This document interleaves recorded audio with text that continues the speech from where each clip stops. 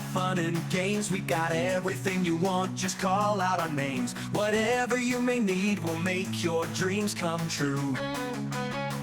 In the Sven Zone, the adventure awaits for you. Step into the magic, feel the energy. Open up your mind, set your spirit free. Welcome to the Sven Zone. Oh, oh, oh, oh, oh. Welcome to the Sven Zone. Take a step and go. Welcome to the Sven Zone. You'll never be alone. Welcome to the Sven Zone. You'll never be alone. Welcome to the Sven Zone, where dreams are shown.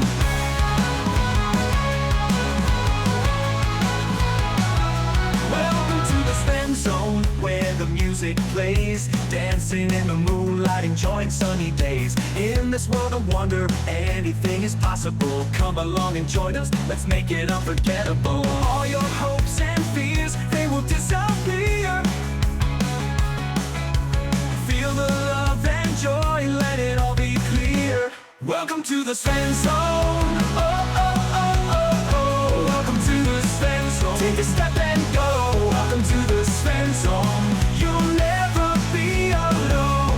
Welcome to the Sven Zone. You'll never be alone. Welcome to the Sven Zone, where dreams are shown. Where dreams are shown.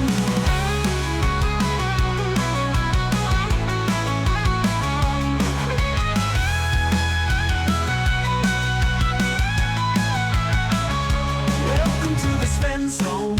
Oh, oh, oh, oh, oh. Welcome to the Sven Zone. Take a step and go. Welcome to the Sven Zone. Oh, oh, oh, oh, oh. Welcome to the Sven Zone. Take a step and go. Welcome to the Sven Zone. You'll never be alone. Welcome to the Sven Zone. You'll never be alone. Welcome to the Sven Zone, where dreams are shown. Oh, yeah, yeah. Where dreams are shown.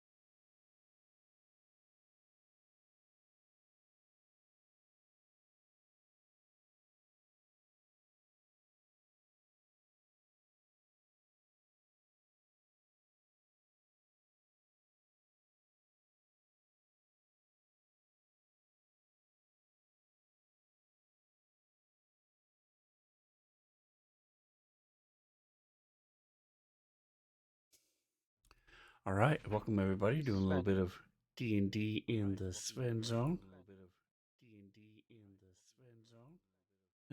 Nick, say hi. Hello. Hello, can you hear me? Nick, say hi. Hello, can you hear me? Yes, excellent. I'm going to go ahead and kill this then. so we don't have an echo. I don't have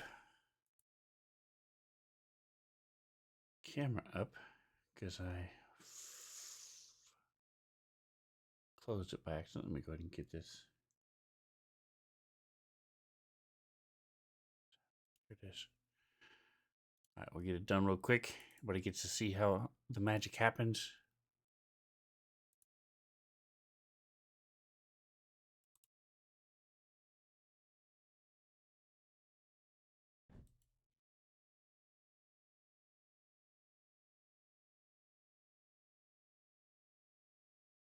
There we go. All right, so tonight we're doing the Crystal Heart campaign, uh, run by Nick, the one of our my all-time favorite Hello. DMs. So, with no further ado, I'm going to turn to the guy on top. Nick, go ahead and take it away. Hello. Last time, our party fought off some frogs, frog adjacent creature, and shadows, and then continued their journey towards the cliffside ruins. Um, as a Ta-da, there's the map. yeah, um, a little quest they've accepted from Van Hastings or Hastings. No, Hastings. And there's an S there. Um, the traveling magic shop um, salesman um, who asked them to go to these ruins, investigate them, specifically looking for ancient draconic scripts, but any other knowledge that could be found there, um, and return with that knowledge to him. In exchange, they can, he doesn't care what loot they find in the ruins. Um, um, theirs to keep, and provided they return with the information he is looking for, they will be gifted a one rare magic item. Um, and if this goes well, possibly, you know, more jobs to investigate some more of the ruins and sites throughout the region. Um, as they continued traveling, as I pull back up my notes that I've buried, um, they had a chance encounter with a, you know, pool of you know water that's had a this large willow tree kind of overreaching over it. The tree had like a little wizened face in it, and the clear pool of water seemed to have lots of Wow. coins scattered along the bottom. Unfortunately, upon removing one of these coins, they seemed to disappear. Um, but Barnacle did manage to fish up a magical fish using his special magical fishing hook from the pond. Um, the next day was a little bit more interesting as the group ran into Cug, the hill giant herder who they had met previously on their travels to Palecliff. Um, Cug's herd had since grown from just cows to now include goats, deer, and reindeer. Um, to which, he mentioned that there were several animals fleeing from the Sterling Forest, the forest just north of Scale Cliff, something that the group partially witnessed on their way to Scale Cliff, and that Cug was, kind of doing what he could to care for certain animals, but um, that seemed to be looking for a new home. Hello, Hello, testing, testing. we can hear you. Just going over the recap of what happened last time. Um, Awesome. Sounds good. after talking with Cug for a little bit, he did mention after some asking that he had met Gorash and Zolbit before, um, at different times, and that he seemed to get quite along quite well with them. in his simple way. The group did end up doing some trading with Cug for some cheese wheels, a gift of some carved reindeer antlers, one going to Merritt and one going to Barnacle, as well as traded a goat um, who wasn't quite keeping up with the rest of the herd um, and could use a new home. After that, the group decided to part ways. Um, with Cug as he was after giving him a warning of an incoming storm, to which he, went about looking for shelter for his large herd, and the group continued on their way looking for um, a cave to rest in for the night. The next day, however, the heavy storm was continuing, and the group decided to wait out the storm. And that was kind of the end, spending some downtime. And that was kind of the end of the day. However, I'm going to start off with a little bit of a retcon that I forgot to do last time that I was supposed to do on that last day. Uh, Between parting ways with Cug and stopping for the night with to in the cave to wait out the storm, the group got a message on the sending stone, which I actually don't remember if I gave you that item or gave anyone that item of a sending stone um, that Van Hastings gave you when you kind of accepted the quest.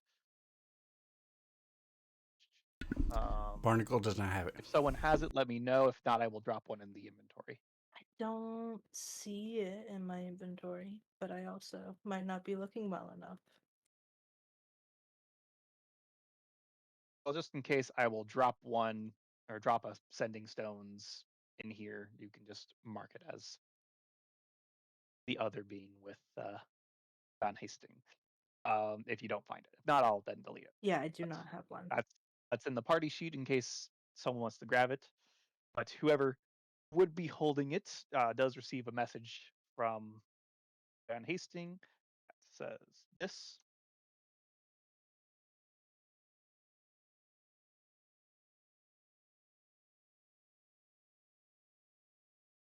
As it does cast the sending spell, he only did have 25 words, and you do get to respond with 25 words or less. Do we know a Leonin that wears a metal bird mask? Yes. In the sense that we have. Gotta pull up my Nick is awesome note. The main There's a bad lot of guy people is in the undead with a crystal heart. The bad guy's henchman, Griffin, we believe is a Leonin. That is the extent of what we know about a lion guy. and he was wearing a metal eagle helmet.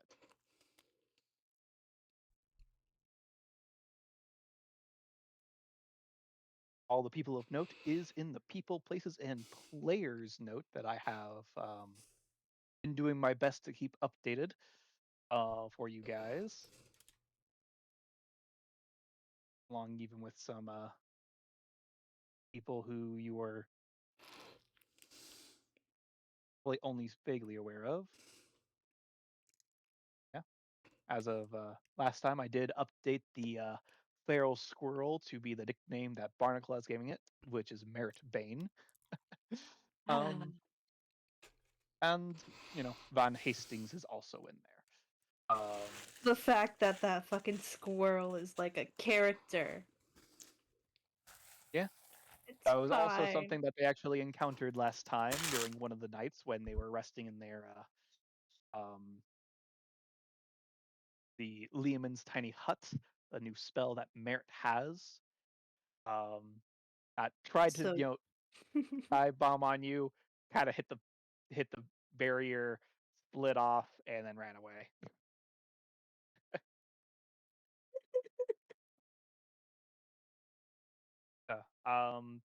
But so yes, you are aware of a Leonin that wears a metal bird mask. You kind of saw him in a hologram illusionary-esque thing, a la uh, the Phantom Menace with Darth Sidious and with Darth Maul behind him, appearing in the hologram kind of deal. Um, you will also know that the mysterious skeletal figure with the crystal heart um, did, during the little encounter where he kind of monologued at you, saying you killed his pet Zarzi, the Cade Naga, motioned for Griffin to kind of enter the illusion, said, "Take note and hunt." The illusion went away. Um,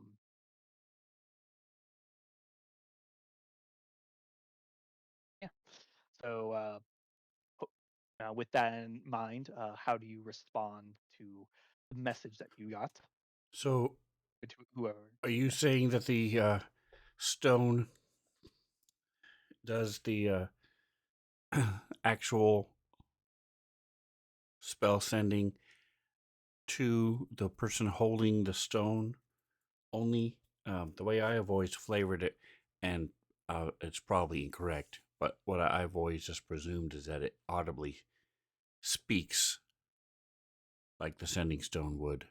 I mean, like the 25 words are just audibly come out of the stone as opposed to being heard in the person's mind. Like I said, that's probably Yes. wrong. Whether that's right or not, that is how it will do it. It will speak audibly to whoever, or whoever has it, and then whoever's around them can also hear the what's being said. Whoever has the stone is the one who can actually like respond. Okay, so then I would. Are we awake when we hear this? Yes. Okay, am I close Would have enough to hear been. it? Yep, you were all traveling on your carts, kind of looking for the cave at this point. This is prior to the storm hitting and you guys hunkering down on Wednesday. A little, retcon on my part. But as you guys are traveling in the cart together, you know, uh, you guys hear this message kind of playing out from the sending stone. Um, hey, do you guys know a Leonin that wears a metal bird mask? I just had a run-in with him today. He got away. Oh yeah, that's probably the guy that the a dead guy is talking about. Ask him if he was by himself. I think we can handle one person, but if he's got a bunch of people with him, I don't know if we can handle them. Yeah. Let me, do I also have to adhere to the 25 words thing? I'm gonna be honest. We're just gonna forgo that. I just did that for the initial message. Okay, Um, okay. just to make things easier on us. Yeah, you can respond, and then he can respond and whatnot. Um, yeah, just to make things easier, we'll kind of treat it like a little bit like a walkie-talkie. Okay. Uh, then Merritt will go ahead and say, "Oh yes, I think he's hunting us. Was he alone?"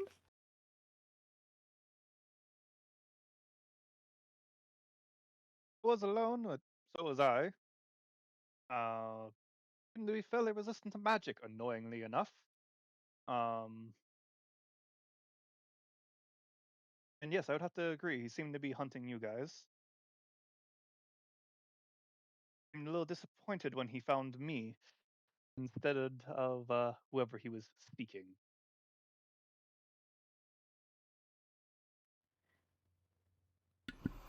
Did he ask you any questions about us, and did you give him any answers? They find out why what prompted him to ask us about this guy. I mean, he hasn't asked us about anybody else.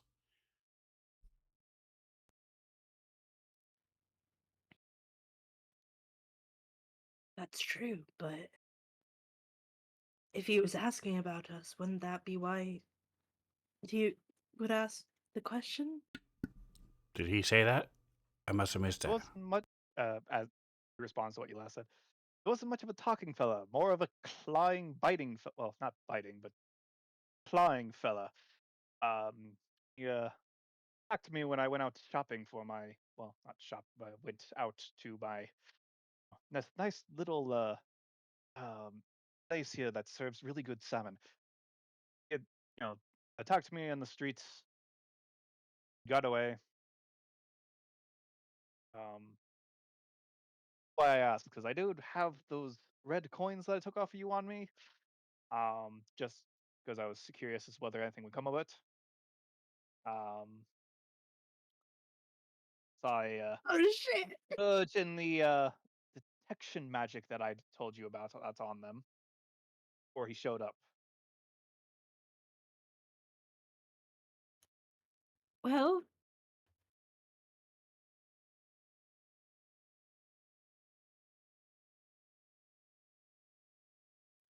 I mean, Barnacle, I think that's probably a pretty good reason to ask us why, if we know that guy. 'Cause it's really good that he wanted those coins. You still have like half of them, or like 3/4 of them. That's crazy. Yeah, we so do. Ask him if he noticed anything. Well, actually, let me get a.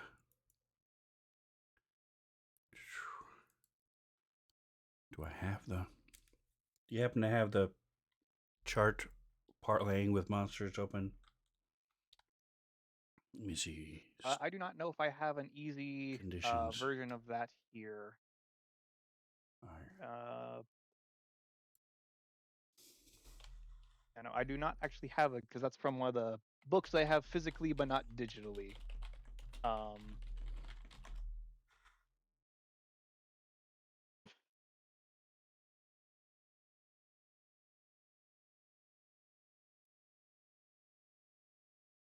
I'm just trying to remember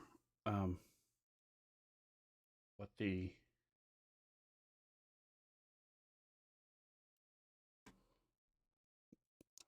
So I'm trying to find out if Barnacle would know anything about Rakshasa. And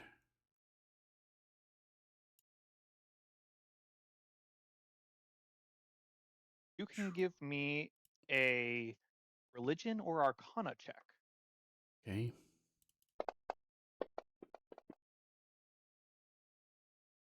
or history, I guess. But no, religion is the way to go for Barnacle. I'm using the wrong dice. No wonder it sucked. That's for sure it. Yeah.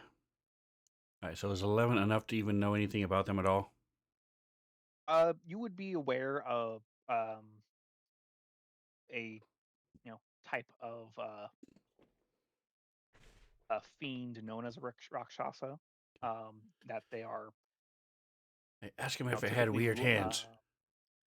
lion, or general description, not anything specific, but just general description of weird hands, tiger, or lion or cat-like features, typically resistant to magic. Um, hey, just a question. Did he happen to have weird hands that might have been like backwards? Is that what you said? Backwards? I don't remember the lore very well, but that's the only thing I can think of that's powerful enough to for an undead guy to send at us. I don't think they're undead though. I don't remember.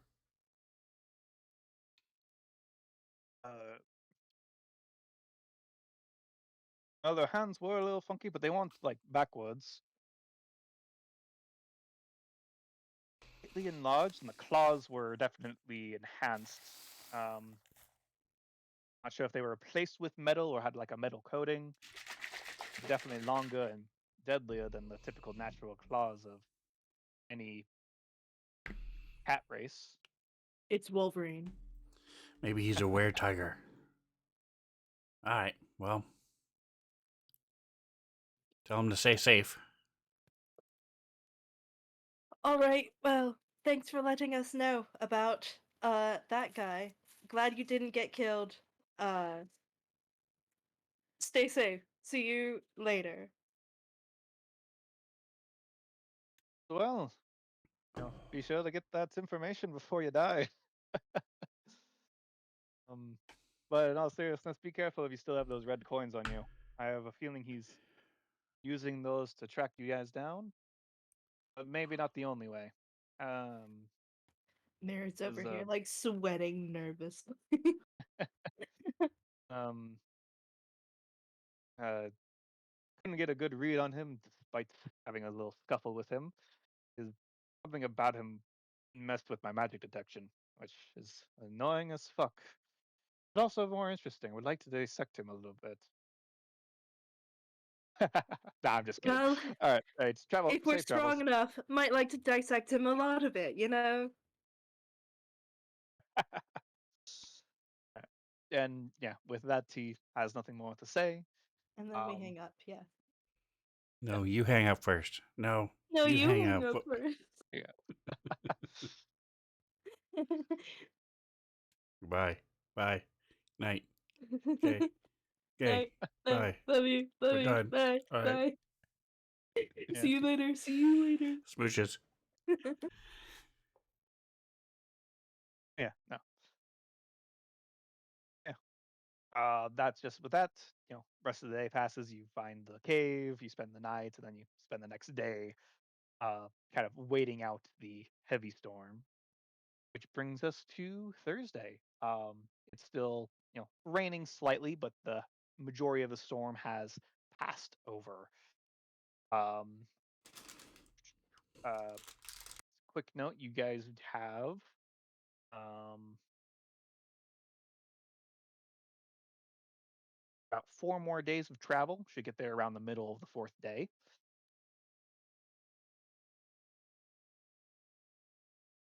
And yeah, as you can On the fourth continue day on of your travel, travels, our DM gave to me.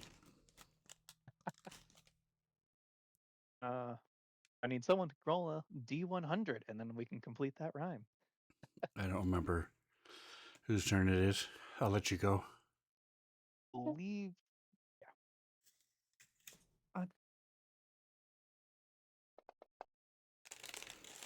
Yeah, 40. not too shabby. A quick second to pull up my encounter tables.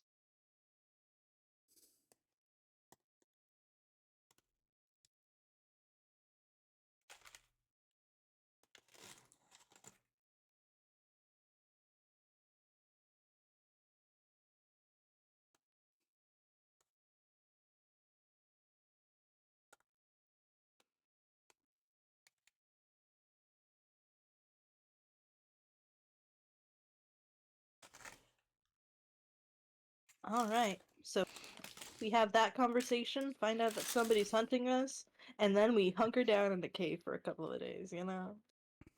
Just for an extra day, a night and a day. Uh, Am I able to tell how,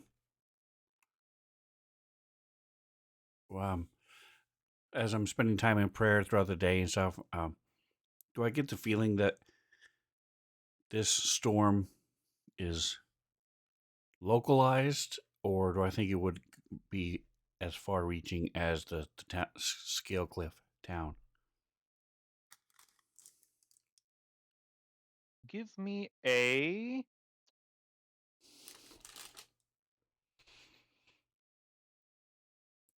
I'll say religion or nature check, just because of your god.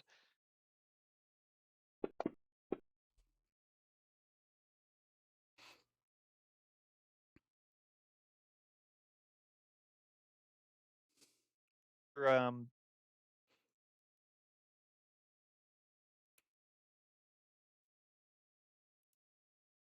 you think it might get close and probably hit a majority of the Sterling Forest, but maybe not quite reach the Scale Cliff town. Okay. And well, if this thing is after us, the storm's going to slow it down too.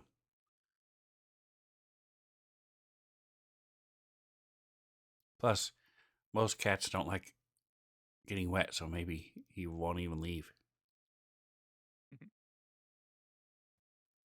Yes, we should definitely hedge our safety on that. For sure. Plus, I can summon a storm, so if he gets close enough, I'll just summon a storm and he'll leave us alone till at least for that 10 minutes. Mm-hmm. You summon a storm for long enough for me to cast the what's it called? Fuck. Lumen's tiny hut, you know? It's perfect. It would be really funny Okay. if Merit Bane was its familiar.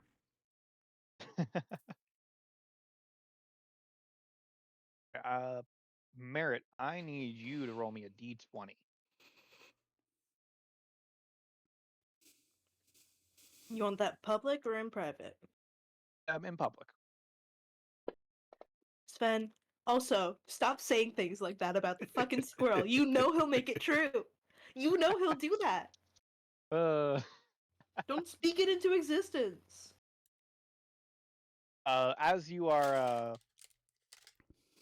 traveling, I actually now need perception checks from you guys, which I'll just push to you guys.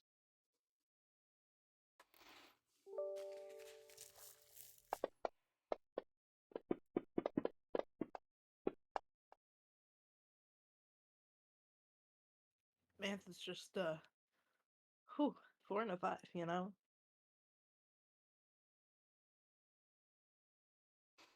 If it's not, what, giant birds and something else. We told him to look for like 2 things. If it's not one of those 2 The things, squirrel. Glorback. The squirrel. If it's not giant birds and a squirrel, Glorback's not looking for those, you know?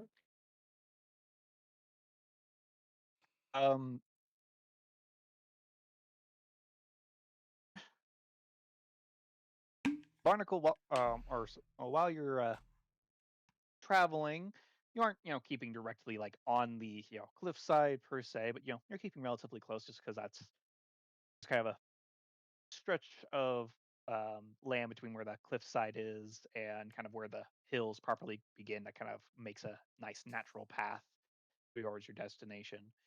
But you notice for one of like kind of the outcroppings that goes out for the cliffside, Barnacle, you spot kind of as you're kind of approaching this little grove of trees that kind of small little patch of trees that kind of grows along the cliffside. This one tree that's kind of jutting out over the cliffs, kind of over the you know um, has a large nest in it, and looks to be some very large eggs, larger than any one of you guys.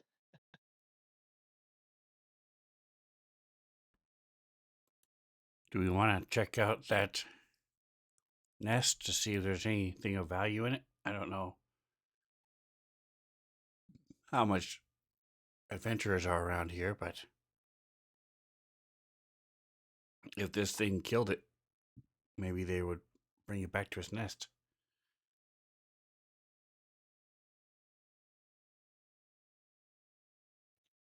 Are we not also looking out for a big bird?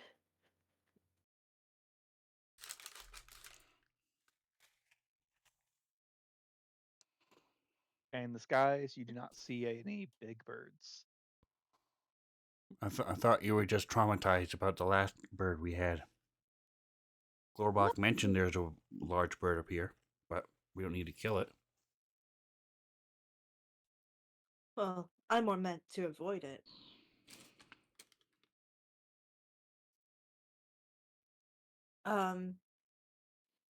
How do you feel about going out and checking out that nest? I am willing to be swayed either way.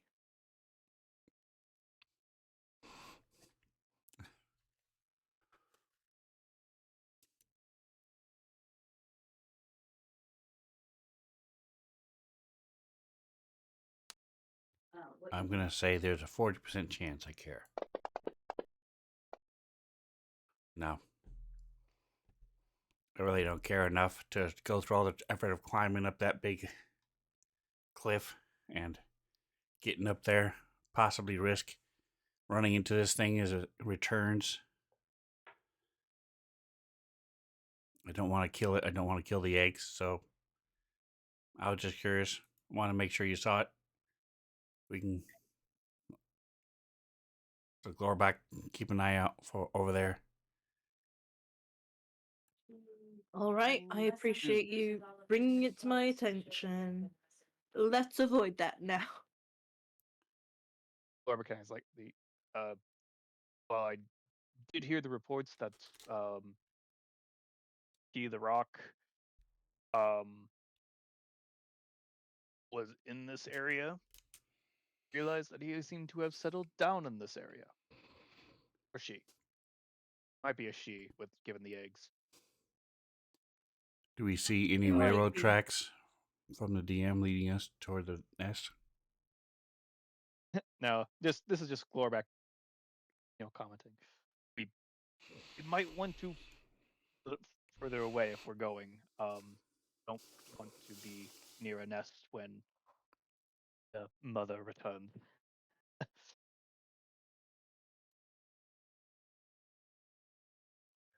Agreed. Let's get going.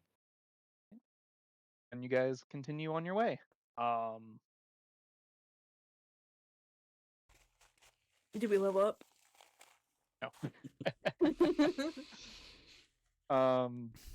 If we Yeah, stay and you kill them, continue on your way. would we level up? Well, that would have to, you'd have to try it out and see. But no, you're good. You guys continue on.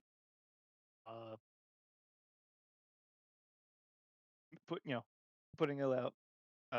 Glorback kind of just makes the horse go a little bit faster, until you're a decent amount of ways. But the rest of your day is relatively uneventful. You don't see a whole lot of other animals or anything in the general area. And uh, you guys kind of camp out for the night. If I could get some perception checks again for your night watch.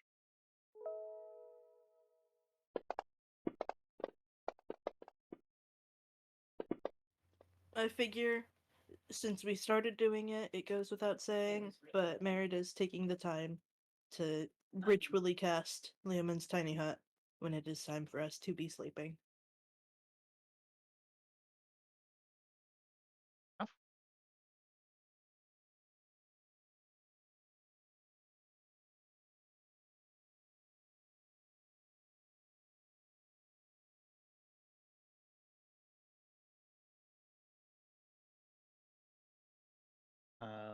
As I check the corner.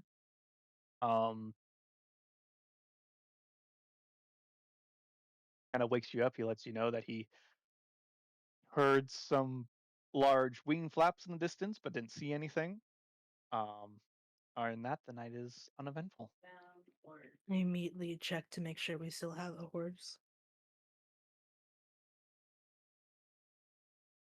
You still do. That's, Cool. So we have been taking care of the goat, milking it as well to augment since she's cooking and stuff.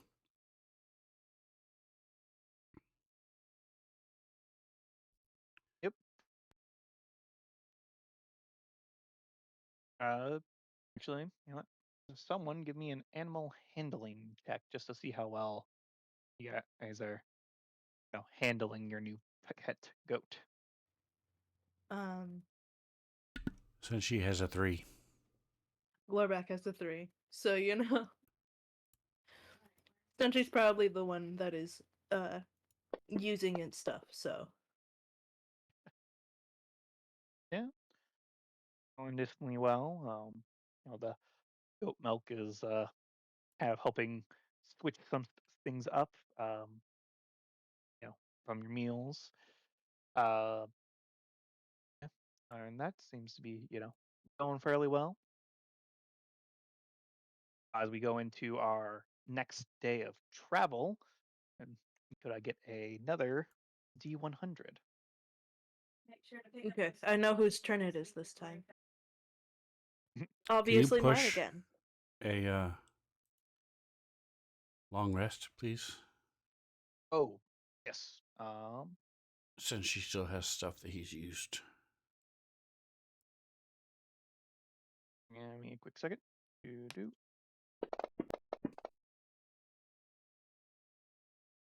I'll just push a couple There you go. just in case Thank you. anyone's missing some hit dice. 40 again. You know? Okay. We find another nest. So give me a second. I tend to switch things out whenever something gets rolled, so that doesn't happen. Not All right, usually Merritt, expecting you it to should do it have happen 3 immediately. temporary hit points.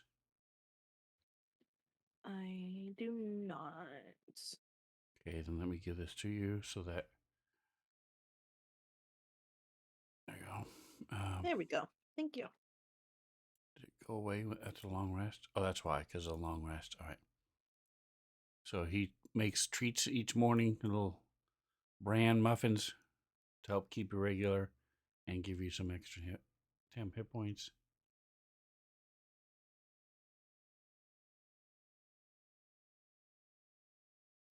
He can do 3 a day.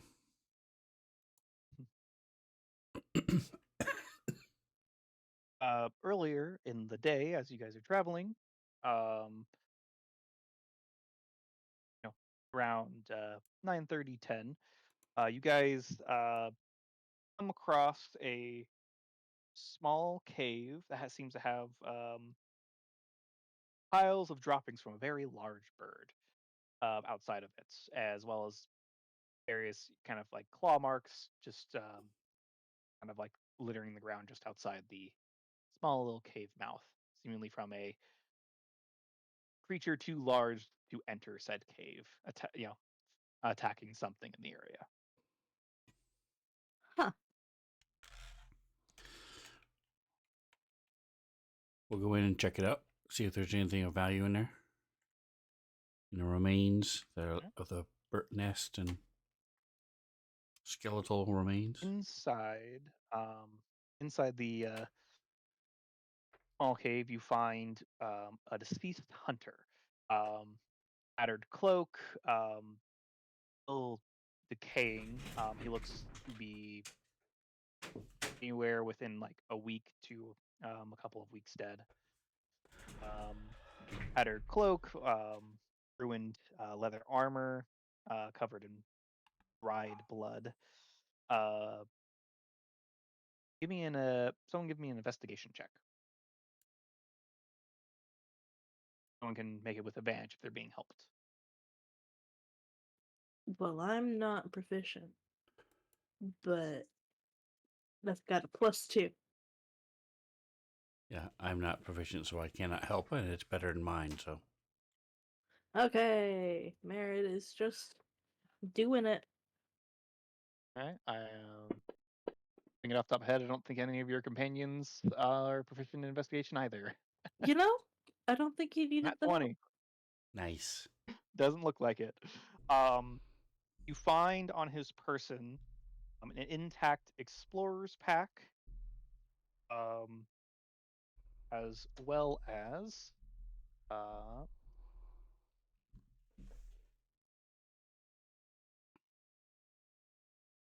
pull up the um, as well as 2 trinkets off of the um, normal campaign trinket table, which I will just share with you, Merit, and you can roll twice on it.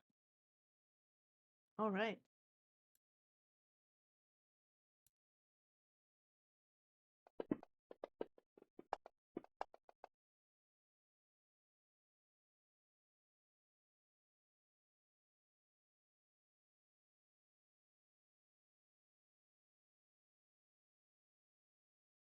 I believe it should automatically like make an item for those and give that to you, or have it give you like a little parcel that you can pull from. But it's been a hot minute since I've done this.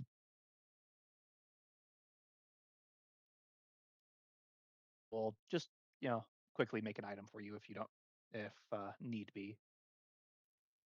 I'm not seeing anything in my inventory, so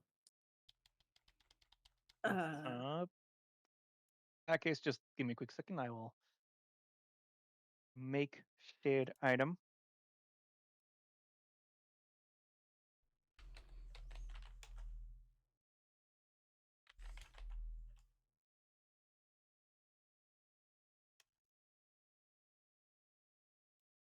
I'll just throw them on the party sheet here.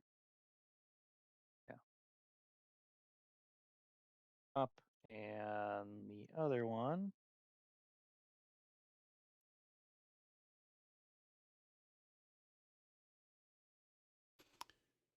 Thanks for stopping by, Hey. Atomic. Appreciate you. hey, Atomic.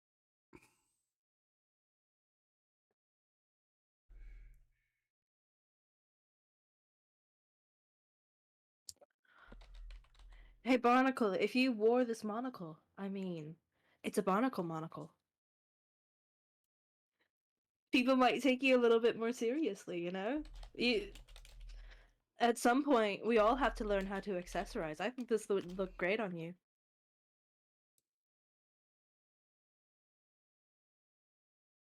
There we go. Maybe we can put something in it.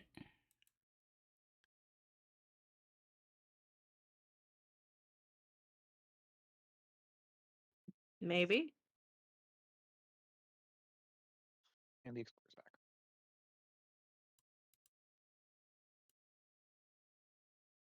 Wow. As a quick reminder, the explorer's pack includes a backpack, a bedroll, a mess kit, box, 10 torches, 10 days of rations, a water skin, and 50 feet of hempen rope.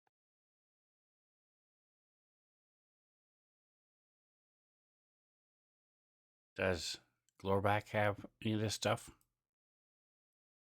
Yes. Let me look. He might have all of this stuff. Because since she doesn't I have any do rope. believe that is the pack he got. I gave him.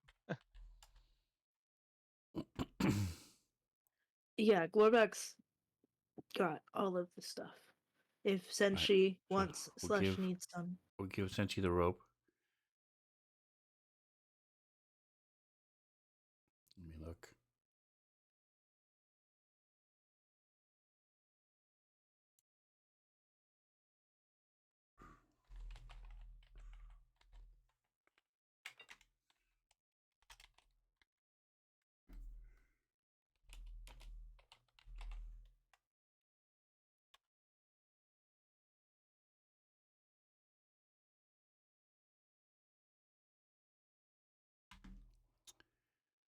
He does not have a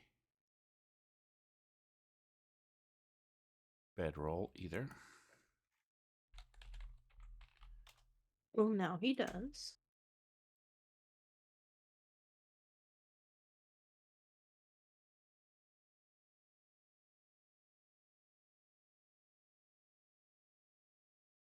And he now has a water skin.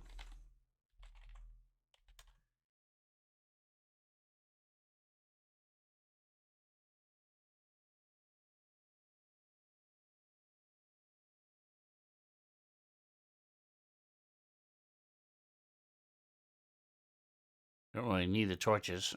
We can stick them in a cart.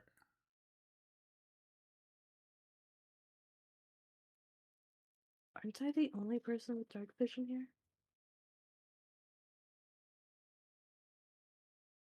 I have light. Oh, yeah. So does I Senshi. believe Senshi does as well. Yeah. Yep. And Glorback, I think, should have dark vision. No. Wow. Oh, Okay. yes, yes. Sorry. I was looking at the special move and special defenses lines. Yes, Glorback has dark vision. Yeah. So the only people who don't have light. Nice, It's kind of maybe a good way to build your characters. Um, I guess I will take the rations.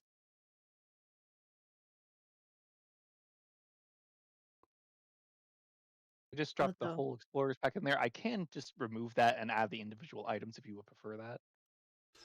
Well, I've added I those think three we've just things. been adding them as Yeah, as I we pulled them. take it In that case, apart.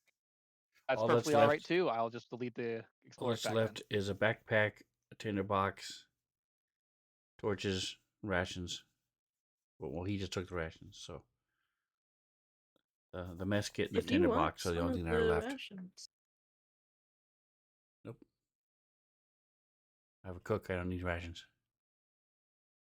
I will go ahead and take the tinderbox, I guess. I've got thaumaturgy, but I guess that's not like prestidigitation, in which it like makes already existing flames do stuff, but not it doesn't make them. So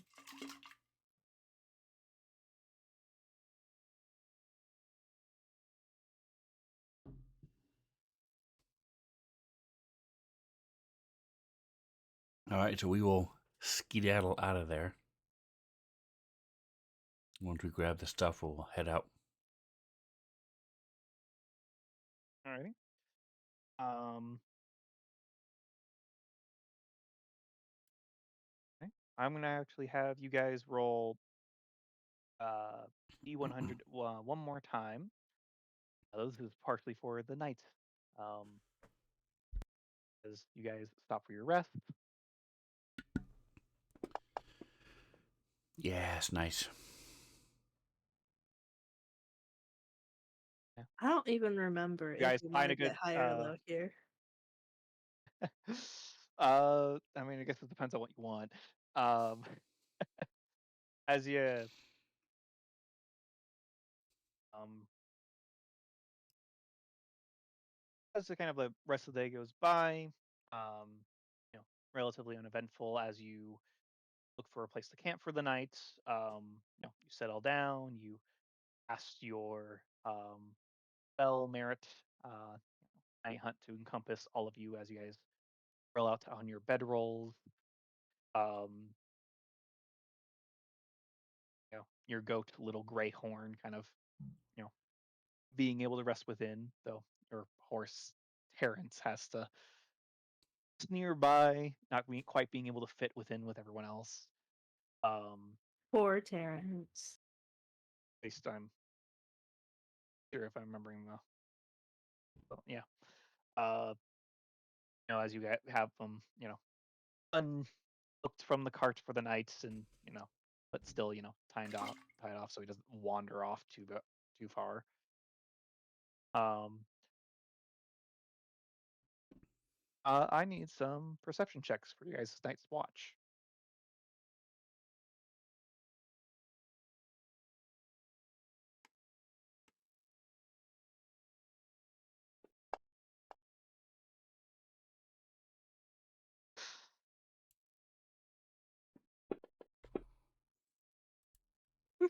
Mantha's just, Mantha is doing Mantha things. Rolling amazing on dice.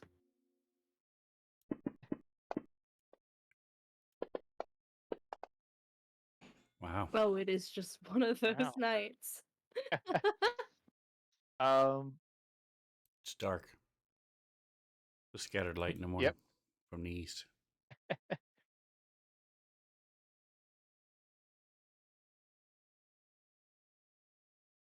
Uh, Merritt, your watch goes by uneventfully as you're largely more focused on your spell book.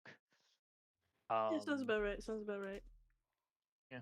Uh, later that uh, you know, you spend the time kind of cruising through. I think it's about time for your watch to be over. Maybe it's a little early. Yeah, you won't tell Glorback that. wake up Glorback for his watch. Go to sleep. He does the best job out of all of us. Um, you're just hitting that deep sleep rest when you're suddenly shaken awake by Glorback. As like as a very worried like, Merritt, wake up! That large bird you mentioned, is circling ahead, circling above. As What? he goes over to start waking Senchi and Barnacle as well, warning you guys of the large bird. I'm mad. Look up, you do in fact see this a very familiar shaped or not necessarily very familiar, but familiar from the impression left on you last time. Oh my god. This large bird circling up far ahead or far above you guys, far enough ahead that looks almost like a normal bird. If Until you realize just how far, just how high up it is, as it seems to be slowly getting larger. It seems to be circling and kind of descending on your location. Doesn't seem to be. Actually, give me insight or perception checks. And speaking of circling our location, Jingo's hanging out in the chat. Welcome, welcome. Hello. Watch the Well, dangers of rolling really high on the encounter table. oh no. Um, So we wanted to roll low, apparently. the last time you got that roll is when a roll around there was when the rock took your Fuck. uh Bad things are happening. Oh no, please, Barnacle and we Senshi. can't get another Uh, horse. while it seems to be kind of circling the area, it's even be getting kind of lower. It doesn't seem. You both are pretty sure it hasn't quite spotted you guys yet. But you're unsure if that's because the I'm tiny going, hut is opaque or not opaque. Mm, so I'm going Seems to to be hunting for something, but not intent on you guys just yet. Barnacle. I'm going to step out of the hut, head over to the horse, and then once I get the horse, I'm going to grab the horse's lead, and then cast fog cloud around the horse and I. Alrighty. Need stealth checks for everyone, and as in addition, an animal handling check from Barnacle. Uh, while you guys are doing that, Merritt, are you doing anything else, Dadgummit. or Back or Senshi be doing anything? Right. So you want to stealth from? Here, stealth from all of you guys.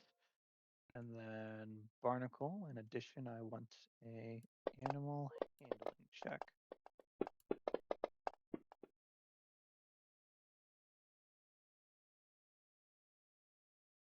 Senshi, or no, Glorback will be bearing his armor. Oh, because he's on watch.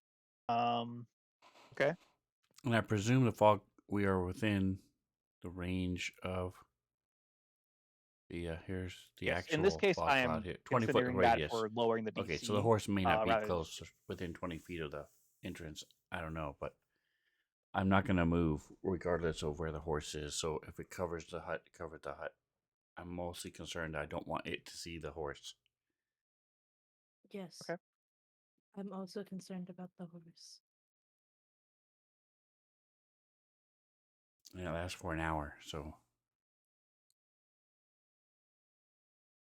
And I'm holding onto the horse's reins so he doesn't freak out when he's suddenly surrounded by fog. Yeah. Uh, By the way, Merritt is choosing not to do anything. But I think he's like kind of like going to like the edge of the hut so that if the bird like swoops down, he can like step out and cast firebolt at it. if you do so, the hut will disappear. Yeah. Kind of paint the scene a That's little bit for true. how the fog cloud is situated for where you are with the horse versus where the tiny hut is. About 3/4 of the hut is covered, but there is still like one kind of side on the far side of where your camp um, that has this. But as you guys are kind of sitting there, holding your breath, looking up, your view gets slightly obscured by the fog cloud as you all kind of wait. Um, as you hear these, wing flaps getting kind of closer and closer, but not picking up in intensity or anything. As you guys feel your heart rate start to spike as something heavy softly lands on top of the hut, kind of just out right next to the fog cloud. It's You kind on of the can hut. see on the yes, there's something that landed on the hut, something large. Okay. If I remember So you correctly, I can think we can see out of the hut. Just others can't see into yes, it. but the fog cloud is largely obscuring your view. Shit. Uh, you can see on the part of the hut that is, or how I'm currently uh, saying how the fog cloud interacts with the tiny hut. The fog cloud is kind of going over the hut, not entering the hut. So for that, but you guys can kind of see just like right on top of the hut the shadow of these large clawed bird feet, just seemingly just kind of uh, shifting as it seems to be poking its beak kind of into this Um. little isolated fog cloud, kind of shifting it around a little bit, seemingly Okay. curious but not acting just yet. What is our uh? Where are we set up for camp? You're between a couple of hills. There's some little foliage kind of around. It was this, little spot just kind of off the path of where you were taking. Um, kind of base where you are. You're about um, 15 feet away from where Barnacle is with the horse. It's kind of right next to your cart. Um, pretty much most of this clearing is covered by the fog cloud. Um, Okay. so between these hills. Merritt is going to go ahead and cast minor illusion. It does not have a verbal component. Saying that before All right. like break stealth or whatever. Um, and he's going to go ahead and like in the foliage 30 feet away make a sound of I don't know, what do deer sound like? He'll do like a surprised baa from a sheep, as Okay. if it is something that is there and seeing a predator and then like being scared. That's what he's Like doing. rustling of the bushes as Yeah, well as animal noise. Okay. trying to Yeah. like draw it Immediately. away. Uh, give me a Arcana or Performance check or Deception. Ooh, well, you know I gotta go for that good deception. Jingo says the deer make a barking sound like a dog, sort of. Fuck. Does this count as me pretending to be somebody else? The rock immediately kind of turns to where the noise is. Um, like assessing for a moment before seeming to take off. You kind of almost feel the tiny hat like almost shudder a little bit as the force of this thing kind of takes off, flapping its wings. The fog kind of being disrupted as the wings kind of um, flap as it seems to kind of go off there, or seeming to, with a loud caw, fly off into the night. Hey, claw back. This is why we had you looking out for like large birds. Noted, and I did so. I You did. You did very oh good. boy. Uh, Excuse me for a minute. I kind of like walk off behind the bushes. Yeah, he's gotta He go. comes back. He's wearing. real He, quick. he's comes back. He's wearing new pants. Oh, yeah.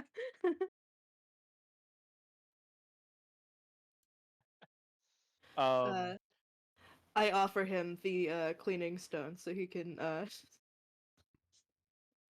be clean. Much appreciated. Yeah. Takes it for a second. Yeah. Uses it. Uses it on his laundry. Gives it Oh back. yeah. Oh yeah. So Marbania with the raid. Welcome, guys. We're wow.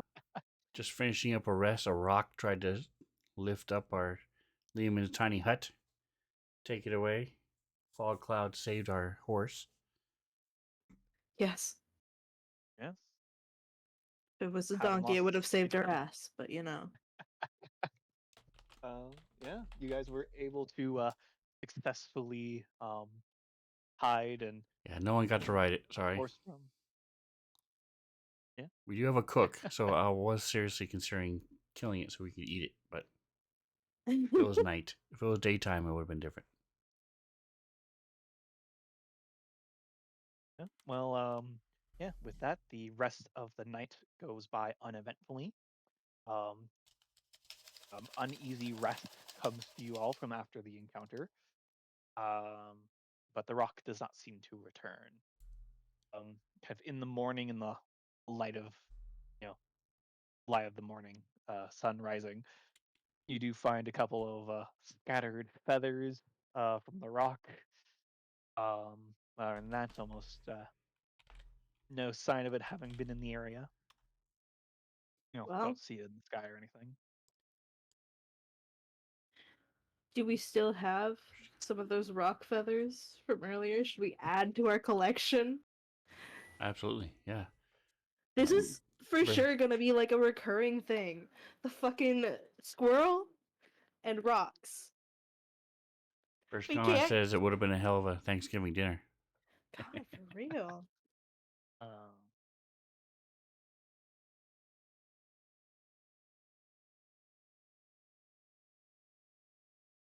All right, well, our P is getting closer to the cliffside ruins.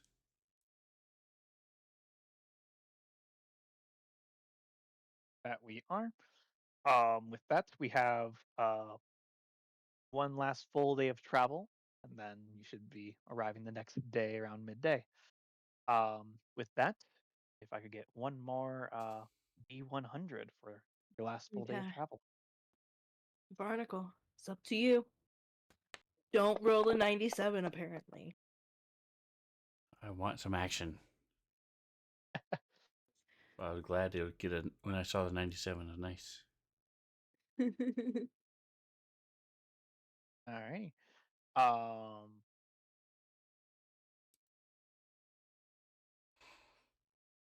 in that case, roll me a D6 barnacle.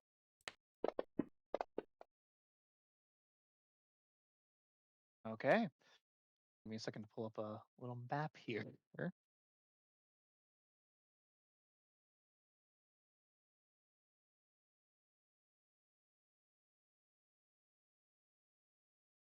Do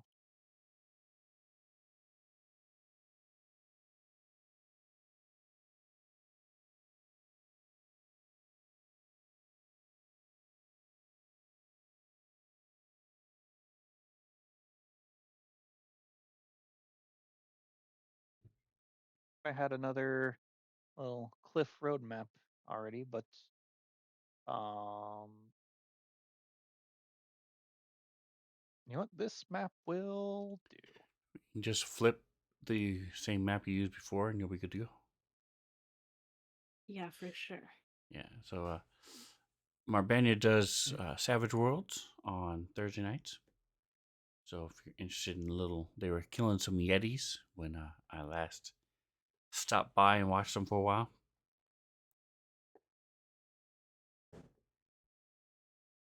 was doing Deadlands for a long time. I don't think it's Deadlands right now, but Savage World is a lot of fun.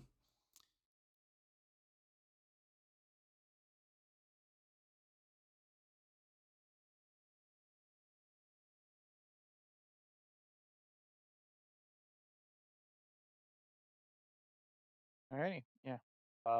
With that, let me throw you guys on the map here as you are traveling.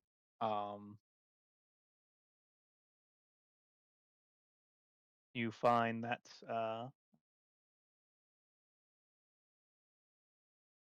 you, you hear the uh, sounds of multiple kind of squawks um,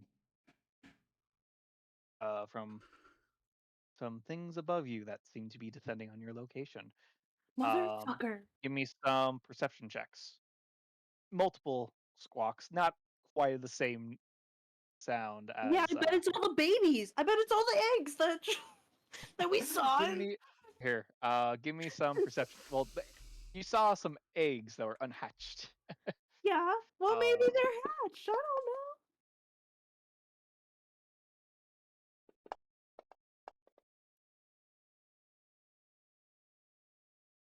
Look, it's Glorback's job to be looking out for birds, so he's really good at it. yeah.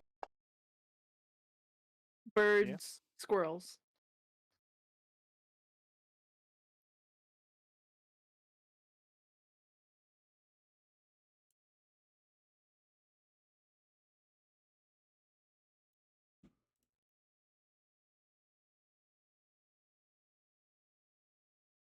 Some part of me feels like he's about to like go through like his random encounter tables and like substitute a bunch of birds in to fucking freak us out. um. Well, as you guys kind of look up, Merritt's, you're freaking out. It's like, oh no, they've come for us. Um, Before they kind of point up ahead, Glorback, in particular, kind of pointing this out to you guys, um, as what appears to be a group of six um, griffins are to descend upon you with their bird heads and their lion bodies and wings. Um,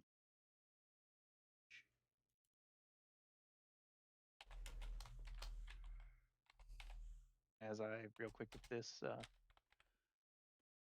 Heck the horse.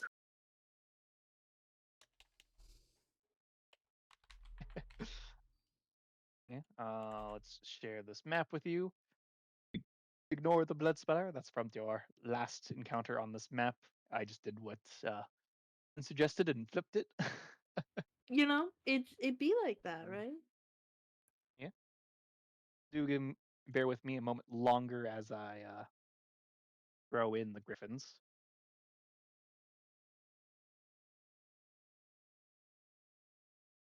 Actual griffins, not If it bothers you, you can select the layer. It says deleted tokens or dead bodies or something like that, and you can just delete that if it bugs you. oh, it's fine. It's a griffin's hunting ground. Just blood from before. Yeah.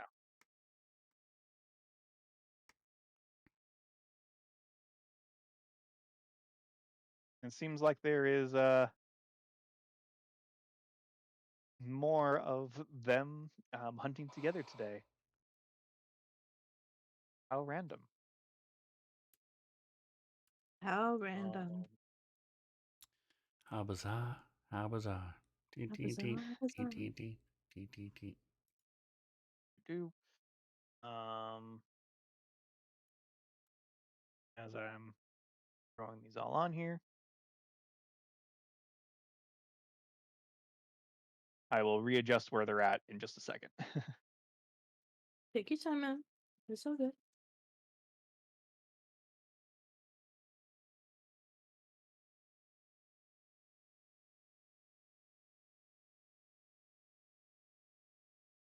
As we roll initiative, they're all around 40 feet above you, starting to descend upon you guys. And I'll have y'all just roll initiative while I finish placing these guys. If you wish to replace, uh, rearrange how you guys are in the cart, feel free.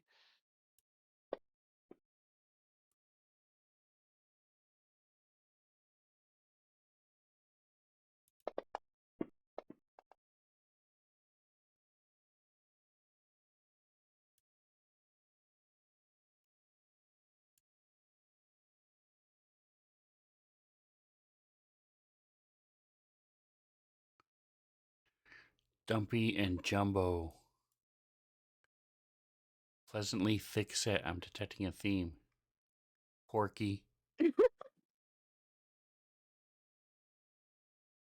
Seems like they've, for the most part, oh,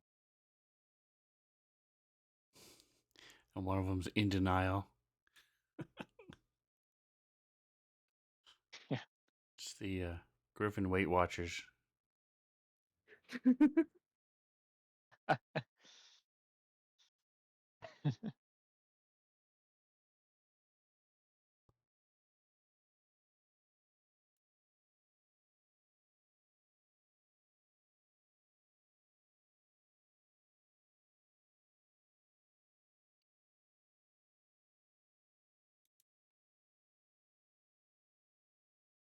Alrighty.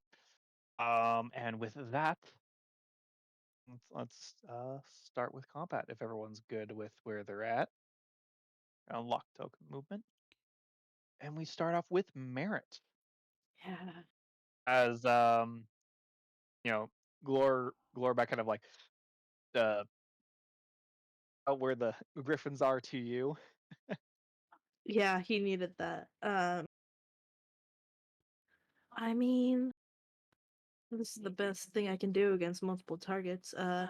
Merritt is going to go ahead and let me see which one he targeted. That's odds. Okay.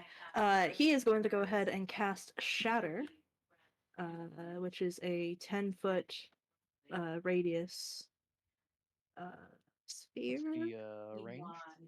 60 feet. Check. No, they are 40 feet up as they're kind of coming down on you guys. Might need to check distance on that. Oh god.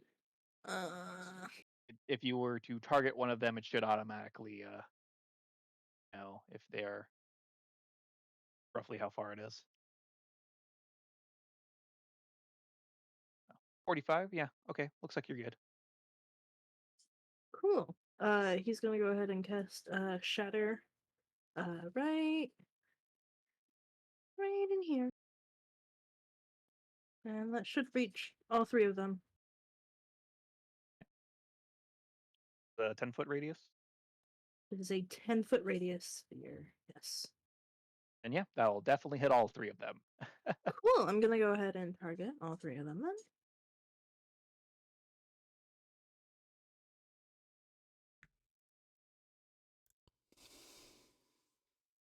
And they get to make a Constitution save.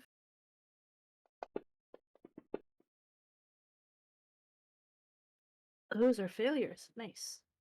That's 38, 48. Yeah. Okay. And I have the damage coded correctly, so here we go.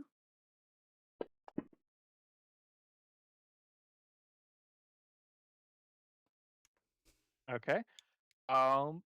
Just for the sake of it, I'm gonna have them all roll Constitution saving throws all again. Just as they are waylaid by, this shattering, thunderous energy in the air, which kind of disrupts them flying. Um,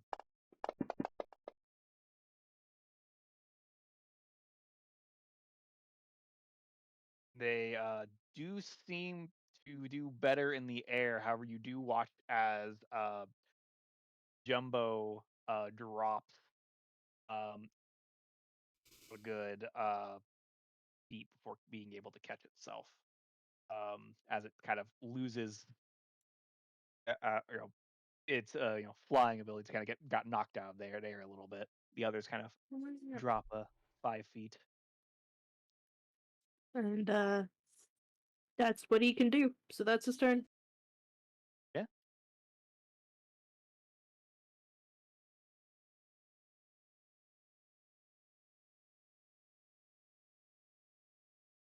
He's going to fly towards you guys. Going to actually. Oop, not what I meant to do.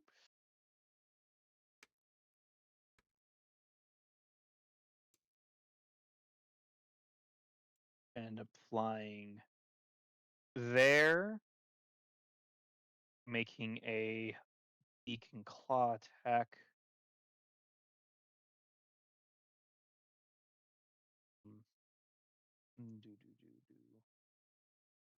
Understandable. Yeah.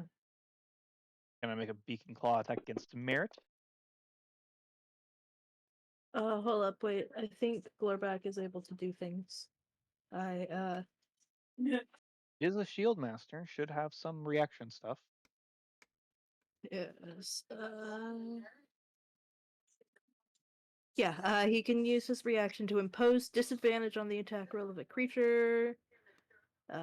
Yeah. So, it gets to roll again to see if it hits Merit. It probably still will, but It was a lower roll. yeah, a lower roll. That is, that's what we got. Is it just one attack? Well, it takes his reaction, so I assume yes. Right. It imposes disadvantage. Is Concentrating it on something? just one attack or all attacks against? Oh, I should not be concentrating on that right now. I am. It just says on the attack roll of a creature within 5 feet. The attack roll is singular. Okay. Just So it's checking. just singular.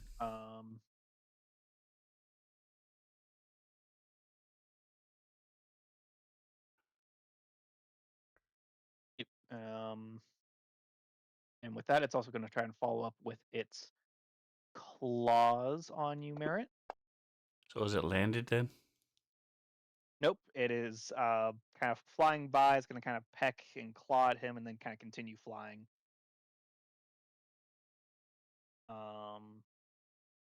That is also a hit. Merit, and you are going to get it. Oh, that was a good roll on his part. Ow. Attack of opportunity. I just cast a spell. I don't think I can. I don't think I have a weapon. Punch That it. is very true. You can try and punch it. Eh, eh, Oh Yeah. yeah. Oh yeah. For sure that's gonna Yeah, you know what? Yeah, sure. Yeah. Let me see if I can like pull out a feather as it flies by. I don't have a That's weird. I don't have a maybe I just don't have it equipped. I should have a unarmed attack, right? Not That's something I think necessarily.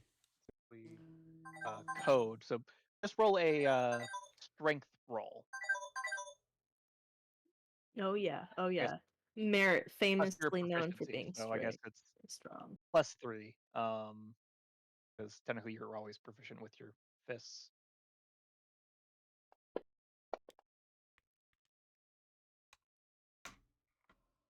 That hit. You do 1 + 1 point of damage. So you do 2 points of damage. Woo, I pull out a feather as it goes by. Yep. So yeah, no, this griffin kind of comes down, it tries to like deflect its beak from hitting you, but it still manages to kind of get around his shield and hit your outstretched arm that you used to kind of cast the spell before kind of swiping you with its back claws. It kind of takes off, and you like grab a tail or like just one of the little tail feathers as it takes back up. Merit is bleeding profusely. Yep. That brings us to Glorback. Ooh, Glorback. Ooh, Glorback doesn't. Oh no, he's got a bow. He's got a bow. This is fine. He will have to Yeah. drop his shield. Hmm. Mainly, you're also in a cart, so you can just drop it right next to him. But that does kind of prevent him from doing some of his defender stuff. Yeah. Well, Merit's easy to fucking hit anyway. Uh.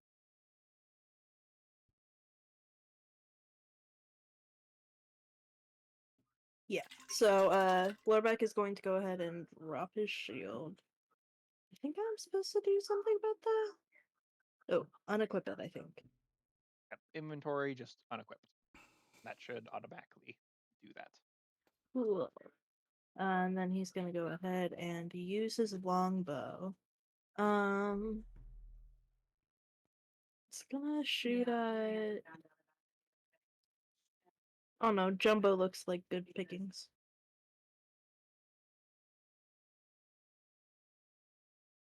Jumbo is like starting to come towards you guys as well. Kind of also starting that dive in. As you take aim. Ooh.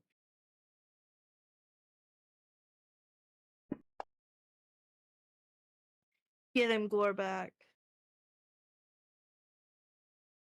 An arrow kind of landing into the griffin's shoulder as it comes towards you. Glorbeck unfortunately does not have multi-attack yet, as he is a sidekick. Doesn't get that till next level. It's okay. He still hit it, so that's what he's got. Yep.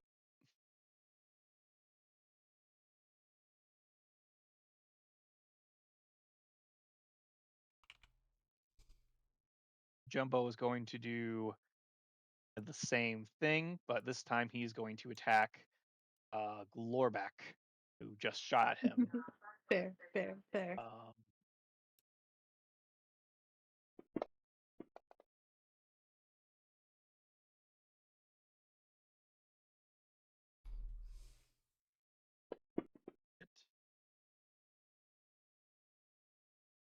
And then pause as it. Uh-oh. That's good. Ow.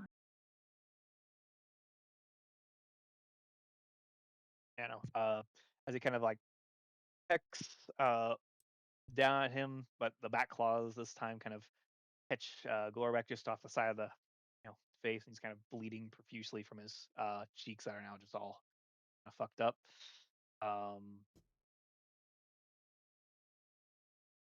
Glorbeck does get an attack of opportunity, however, he is holding a bow.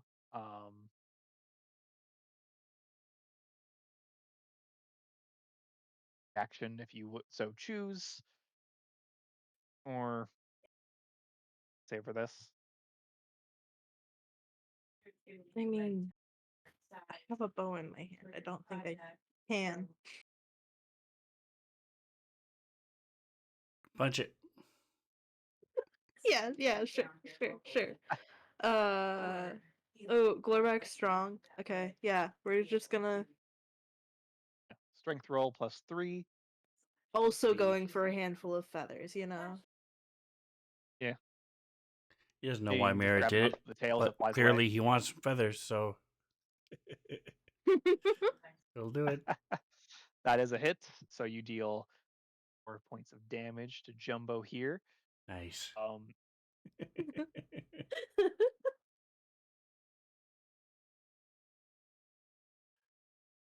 You know, we could probably sell these, you know, griffin feathers. Who can say that they've got a lot of those? Plus rock feathers. Yeah, and rock feathers. We become a that brings us Native to American sentient. chieftain. All right, so looking at this dirt road, are there leaves, sand, dust, loose dirt, or gravel on the road? Loose dirt. It's not really. There's some leaves from the tree. There's some loose dirt. Not really gravel. Okay. There's the occasional rock. All right, so what he's going to do is he's going to cast Dust Devil, and he's going to start it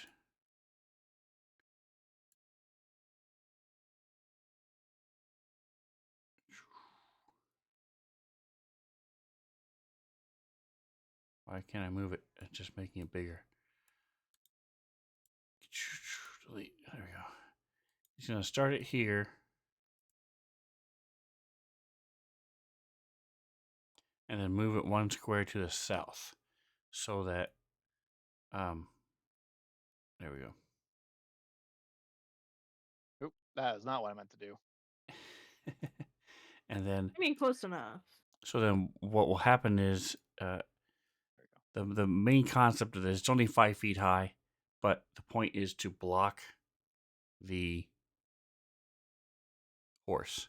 So, says, as a bonus action, you can move the Dust Devil up to 30 feet. He just can move it 5.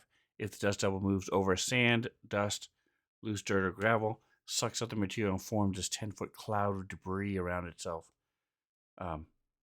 So the 10-foot radius debris would actually be like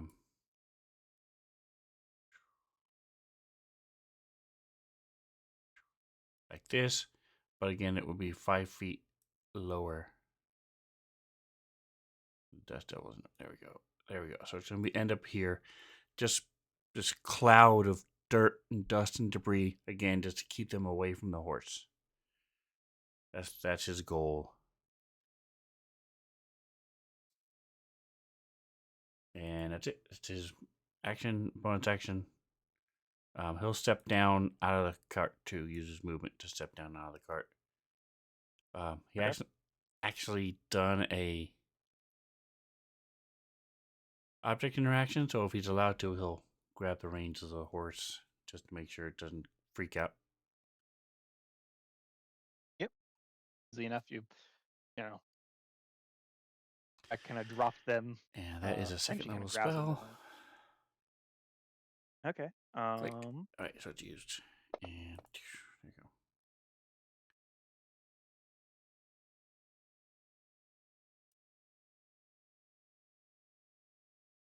And that lasts for up to a minute. Right. And it's only an ends turn within effect. Okay. Yeah, it's only 5 feet high. So it doesn't, well, actually, no, now it's 10 feet high, 15 feet high at the peak around it, and then in a, like a globe, 15 feet up. As the thick-set griffin kind of it was diving, following his companions. This dust devil kind of like comes up within its path as it's coming, like diving down, and he's unable to kind of stop himself before he kind of like enters into it, and it kind of freaks him out a bit. And so instead, he kind of like ends up veering off, instead of going directly towards the car, as this freaks him out. And he ends up not attacking because he doesn't know what to do. Good job. Now 3 of them have less feathers. Yeah, kind of bombarded, kind of whatnot. Have a good night, Jingo. Yeah, that brings us to Barnacle. Have a good night. Alright, so Barnacle has too many things he can do against these things. So many choices. I think I'm going to, since he's already got the Dust Devil, he already took my idea. You play him. I think he's going to try the Call Lightning. So this one,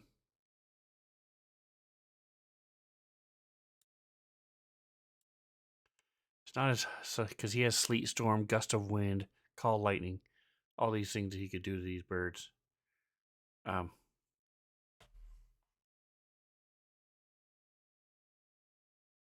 I'm going to go ahead and do call lightning. It is a 60-foot radius, so the point is basically the entire eastern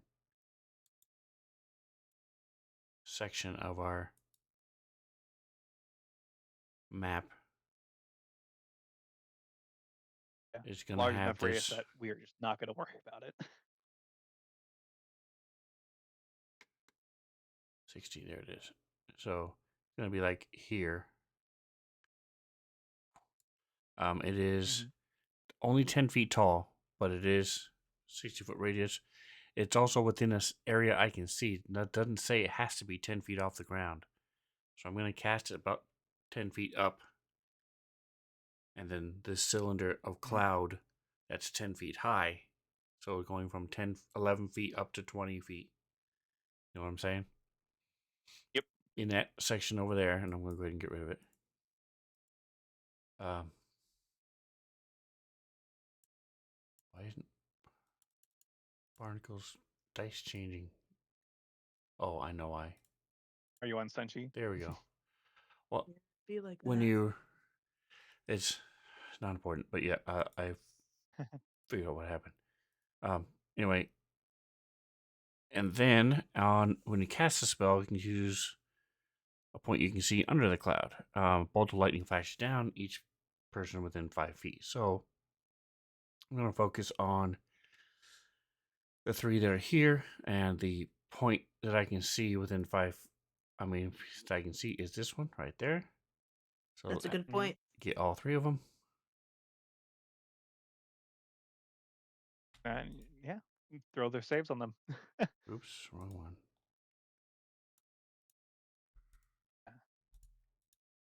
Fried griffins on the menu.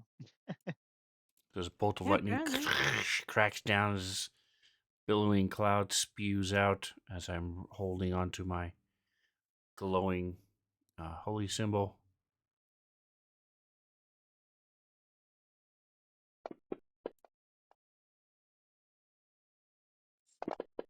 Yay, 2 failures. Excellent. All right, so I was able to take no. one of them. And then just want to make sure that that is considered.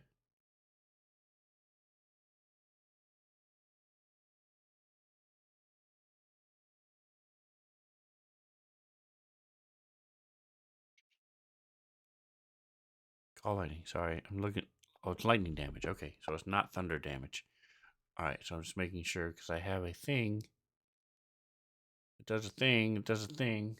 It is thunder spells ignore resistance. Any one is a 2, but this is not thunder. This is lightning. Okay.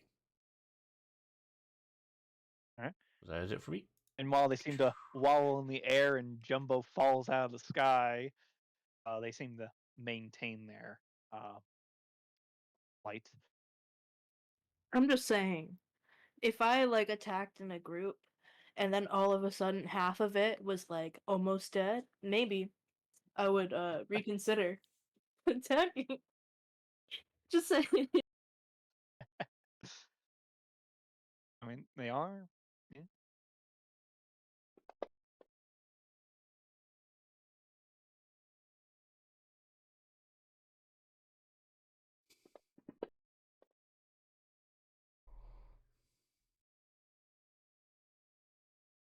While the one that seems to have a an in denial grin on its face seems to facial features seem to falter slightly. The other two seem still Well, he's confident in in their abilities. That denial. was just the other You know? 3.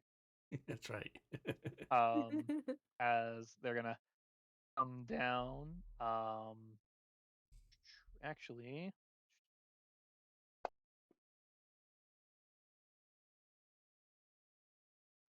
Hey guys, Merritt might not make it to round 2. hey Merritt, odds or evens? Odds. All right, this one's going to attack you. Okay. Warback can still impose disadvantage, by the way. I'd looked, it's not specific to where holding a shield. Yeah, that's his Field Master ability then.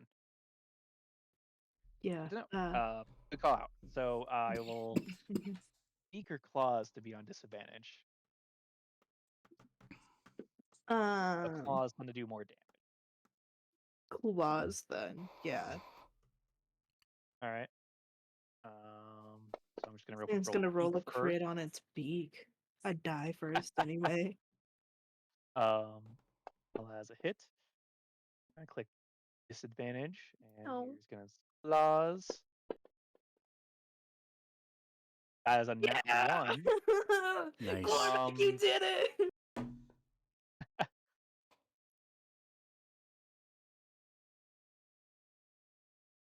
Give me a E20 merit.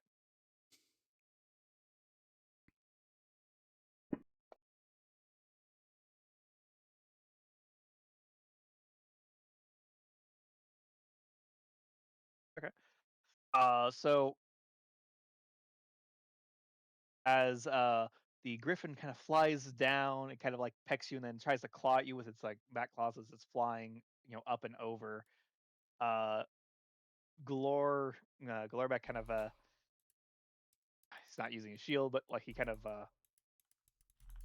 his He swings bow at it with his and bow, yeah. kind of like he tries to intercept it and it manages to kind of like catch it in the ankle as it's trying to swipe at you, and it causes it to kind of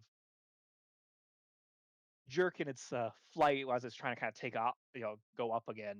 It doesn't quite get the momentum. It does kind of clear over you guys, but it only is just above where you're at the moment. As it kind of as doesn't quite get the chance to fly off with that.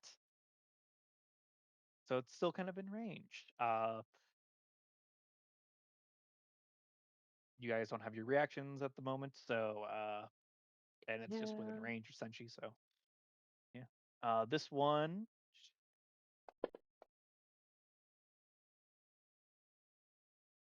is actually going to fly down towards Barnacle.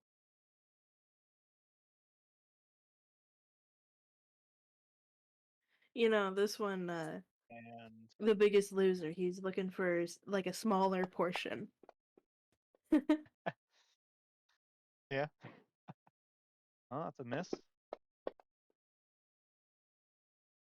And that's a miss. Oh, Nice. Mm, Barnacle, you get an attack of opportunity as this griffin kind of swipes just above you, doesn't quite get at you.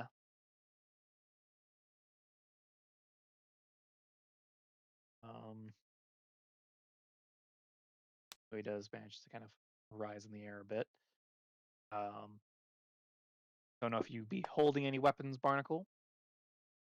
You can always grab a handful of feathers. Like everybody else That you should. can.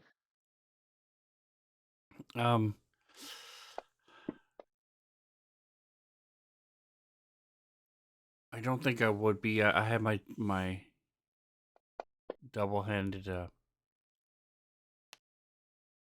double crossbow out, and so I set it down Crossbow. and cast the spell. But I do have hands. Missed. Just did not get close enough. Rip.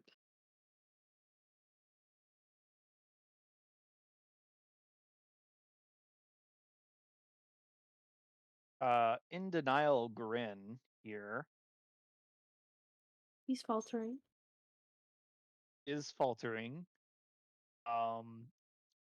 We'll see if he goes for anything more than a singular passover, but I do need odds or evens again, Merritt. Odds. Okay, this one goes for Glorback.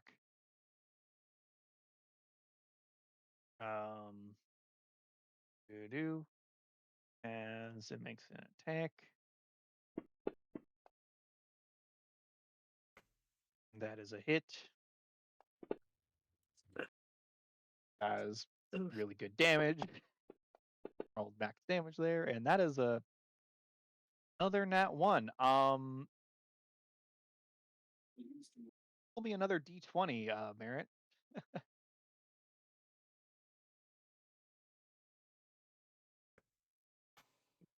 Um,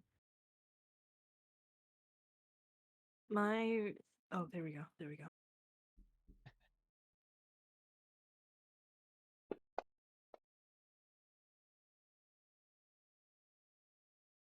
All right. As in Denial Griffin, like kind of the same thing. His when he tries to claw, Glorba kind of manages to catch him in the ankle with his bow, and kind of causes him to not rise as fast. And he actually kind of hits his friend, Porky, which knocks Porky onto the ground, but not prone, just stationary, kind of covering. And In Denial is also not able to quite rise, managing to just barely clear over the horse. Um, as he's only now 5 feet above the ground, kind of frantically um, flapping. And actually, in fact, as he's kind of recovering, he'll enter like a little dust cloud. Um, I'll say due to shenanigans as he's kind of flying over and kind of doing this, essentially you can get an attack of opportunity on him as he's kind of frantically trying to right himself, you're like right above you. And then if you could also drop the save for the Dust Devil as it ends its turn, kind of entering its radius. So the actually the damage is only within 5 feet of it. The vision of being Thought it was obscured when is in. 10 feet. Oh, never mind then. So it can't see, Rip. but it's not actually taking damage. Yeah, I mean, Yeah, we'll see as it's can't really look around. But that brings us to the end of the first round. As Little Greyhorn, I'm gonna add skip turn to you. Yeah. I feel like maybe the goat isn't gonna be the most useful in this combat situation. And with that, we're gonna take our break, and then we'll come back to finish up this after our break, as we went a little long, as we kind of All right, guys. realized that we kind of See you started in this 10. as we. All right, yeah. See you guys.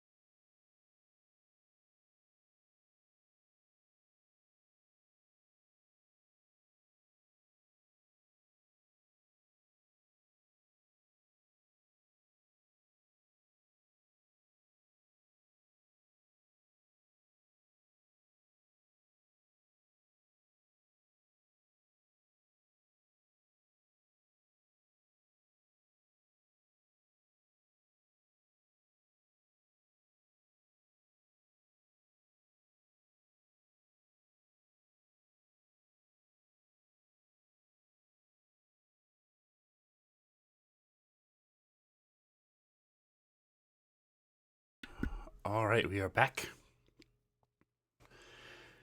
Getting attacked by these griffins. And we're outside, so there's not even a griffin door. I'll turn it back over Nice. to Nick.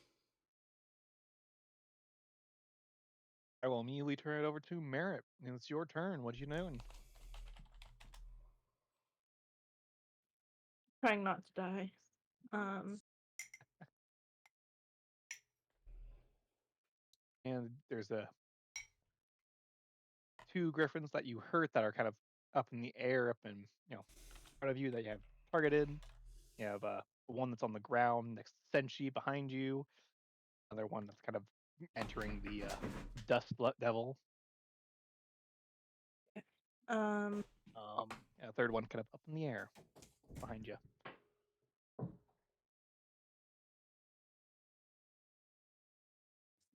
looking through my inventory, seeing if I have healing potions. Um,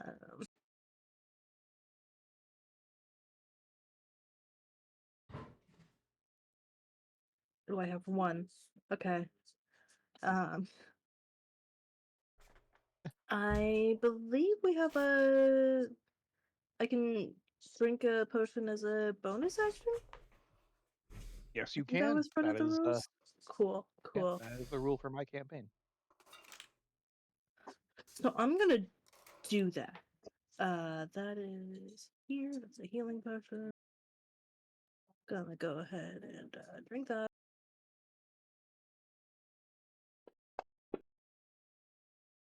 Ooh, okay. And then Merritt is going to go ahead and he's casting Merritt's mage armor. Uh, so this like icy magical ice kind of like starts to like crack over his arms and stuff. As this happens,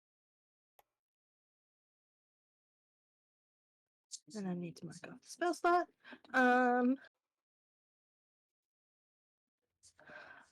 This is stupid, but then he's gonna move just a little bit closer. Actually, no, he's staying where he is. He's just gonna yell at the birds though. He's yelling at those two. Uh to try to goad them into attacking him. And that's his turn. Give me a. I'm not scared of you. Like you're almost dead. Who cares? I'm not even hurt. Look at me. I'm fine. Give me either a deception or intimidation check. Oh yeah, we're going with deception here. Would you like that in chat or in the tower?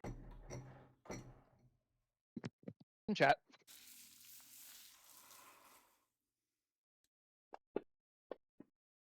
Distracted for a second. My dog wanted my food. Oh, just that. All right. As far as I'm concerned, that was already his food,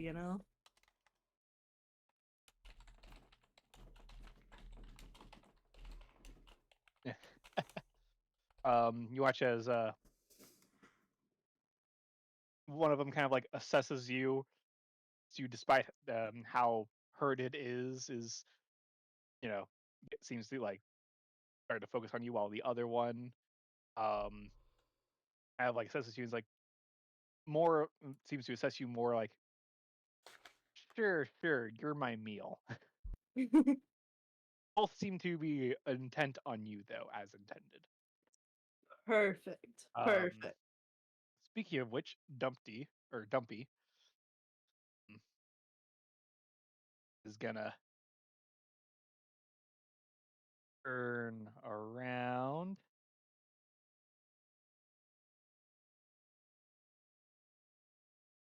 And this time just have just enough to get into range.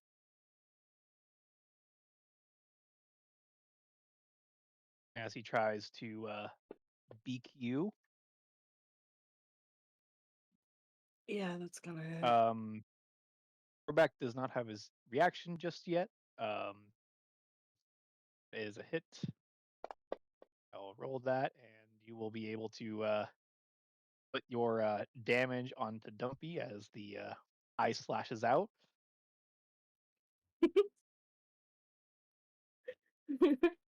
And that ice that Nice. covered his body kind of like travels down at the point of impact and freezes his face. I think he was attacking with his beak. Yeah, he's kind of like, you know, glancing, kind of piercing at you, as your ice kind of, frost freezes over and gives him a brain freeze for all brain freezes as he falls over dead and starts tumbling down the cliffside. Just to Glorback. Glorback. Um, he still has his bow out. Um,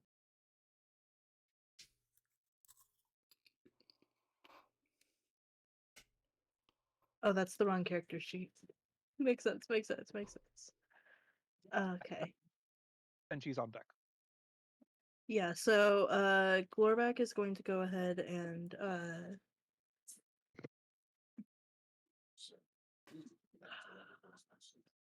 Merritt, look, actually, let me I'm gonna roll insight for him just to see.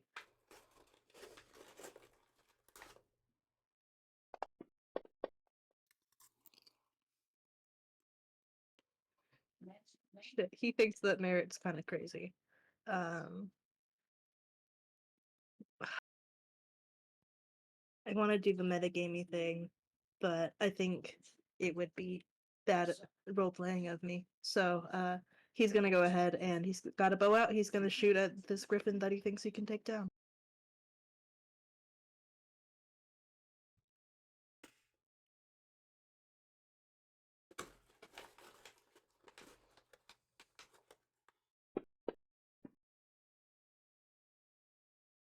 Oh, he missed. Oof. Okay. At this point, he's going to go ahead and drop his bow and pick up his shield because he's got birds nearby, and I think that his shield is more useful now.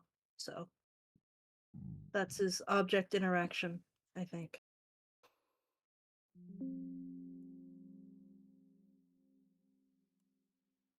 All right, so as a bonus action, essentially, he's going to move this to here. So it will be within 5 feet, and that is, yeah, that ends its turn. So, and it also picks up more debris and leaves and dirt, so keeps it obscured. Again, trying to protect the horse. And then with his action, he's going to mace Mr. Bird here. Advantage on that strike. Not that you hit, but just in case you want to roll a nat 20. Max damage, not overwhelming, but enough Nice. to at least let it know it's not, he's not there. 2 Griffin Porky. Okay, All right. good. And that's it for him.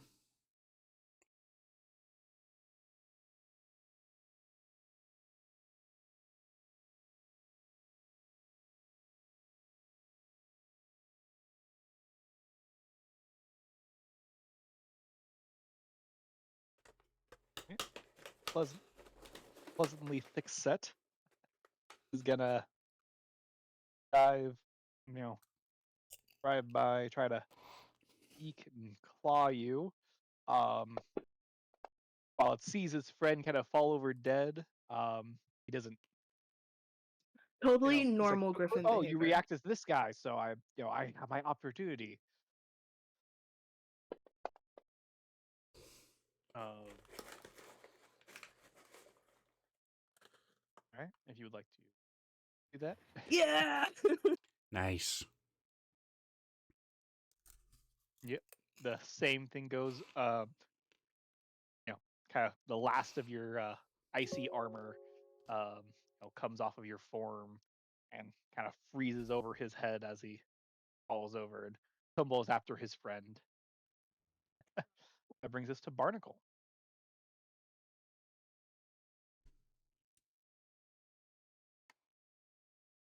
All right, so only one bird is still within the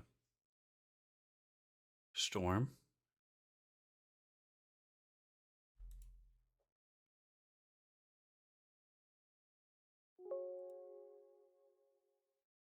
Why isn't it working? Let me try it again. There we go. So both lightning slams down.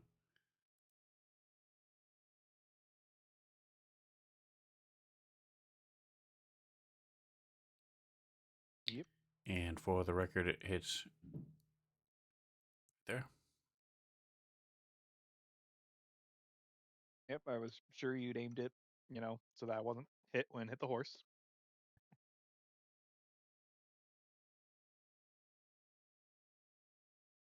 What is happening? There we go. Okay.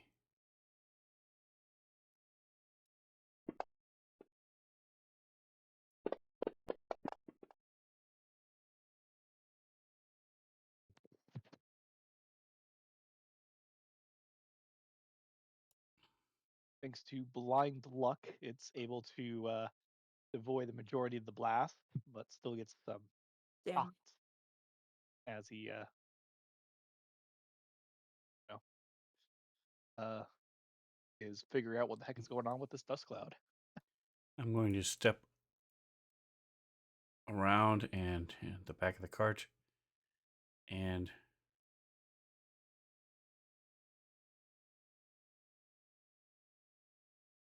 actually no, I'm going to stay right where I was. Try and do the math here and do a 10-foot square of Thunder Wave to get these two.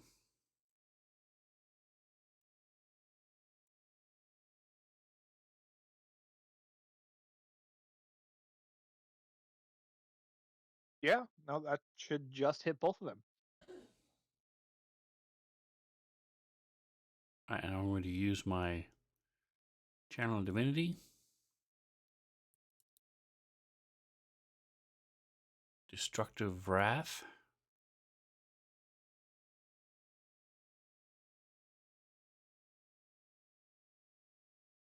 When you roll lightning or thunder damage, you can use your Channel of Divinity to deal max damage instead of rolling. So, first of all, they still get a save. Nice. This is a level 1. I'm going to upcast it to a level 3.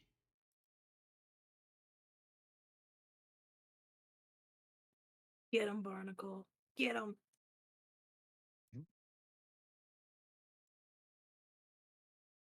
Nice. There's Thunderwave, if anybody's asking.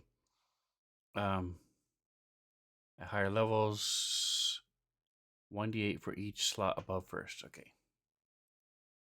Right. If you could So roll it's actually their double. saves real quick. It's actually double, and I've got I have it coded.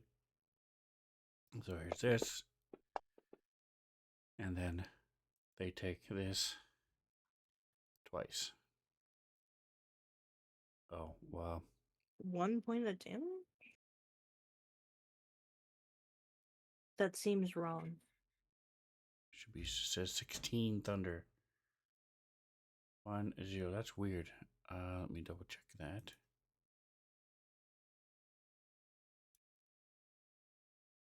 Yeah, it says 16 thunder. Let me try dragging it. And we know that they're not immune to thunder damage because I cast Shatter on them and it worked. That's weird.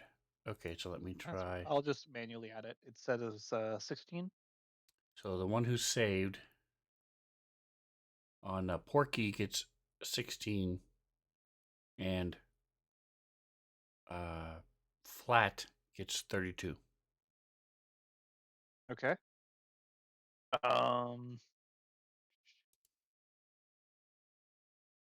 Get him.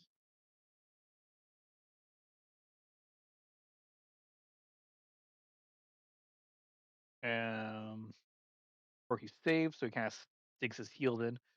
Meanwhile, Flat kind of gets knocked back 10 feet, and since that angle is 10 feet kind of up, so that'd be boom, boom, Oh, it's untyped. and then Shouldn't be. I'm sorry. Go ahead. there. Let me real quick roll a save for Flat here.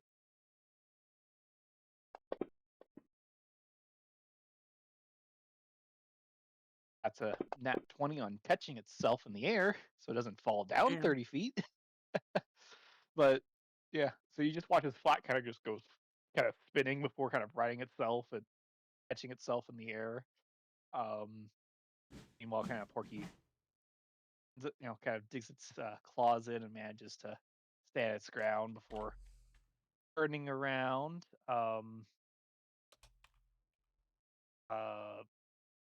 And is just gonna go for Senshi here.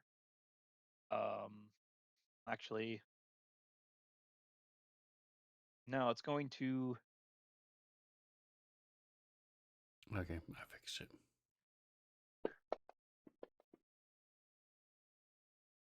Yeah, no. Porky's gonna kind of jump up and kind of start to fly over Senshi, kind of towards Barnacle. I actually try and grapple Barnacle in its claws instead of attacking. So I Oh, need no. a acrobatic or athletics check from Barnacle. I have a DC 17. Wrong dice. Mm. Are Gonna use my grappled. inspiration on that. Just for funds. Go for it. There we go. You are able to kind of like, duck down just out of the way as its claws kind of go scraping over top of you as he starts to like take off in Ooh. this direction, going Hey. into the storm. That does give Enchi and Glorback, and actually gives all of you guys attacks of opportunity. Well, Merritt's going for a handful of feathers to start off with.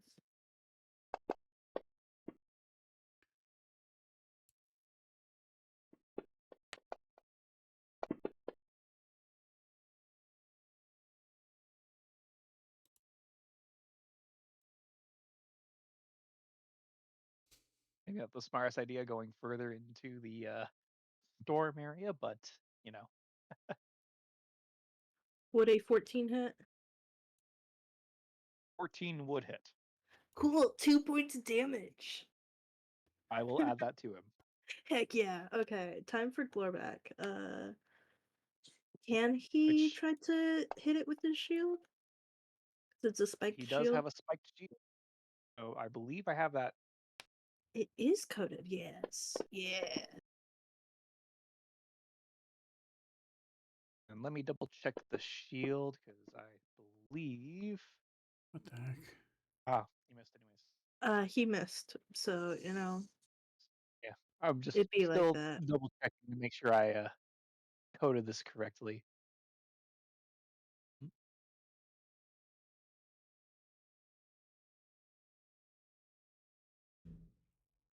It says base plus 1 bludgeoning. Pretty sure that Should be 2 bludgeoning. less frag. So Well, it's not working. So two bludgeoning from Barnacle. Eh. okay, Porky ain't looking too good. His turn. Flat is going to be reassessing as its kind of brains are scrambled.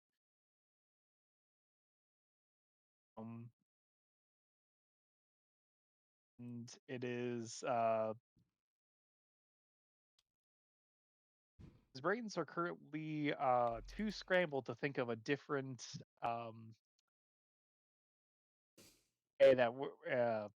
way about going about this whole situation that might actually save his life as he kind of turns around and starts diving towards the cart again. That was certainly an idea for him to have.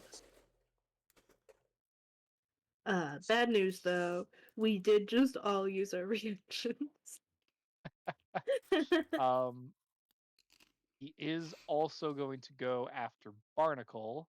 He's just going to make an attack against him. Or 2 attacks.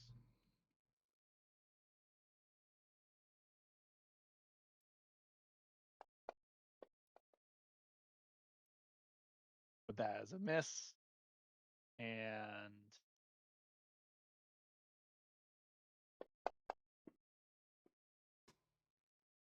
that is a nat 20.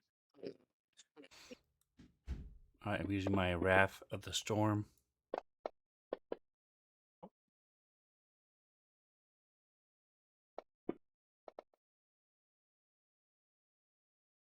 And it takes 2d8 thunder.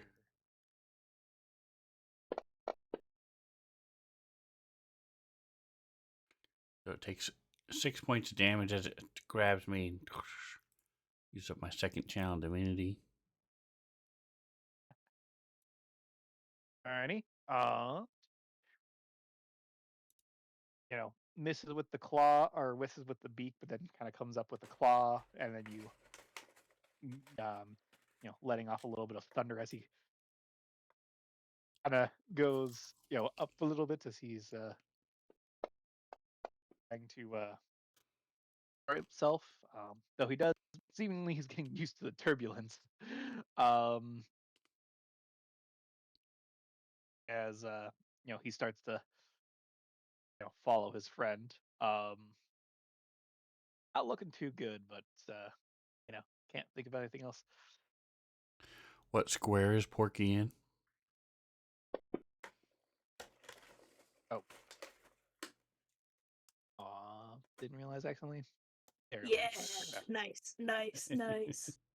Asking for a friend. Yeah, I'm the friend for sure. Don't look at him. Don't look at me. Yeah. Niall is attacking the Dust Devil here. And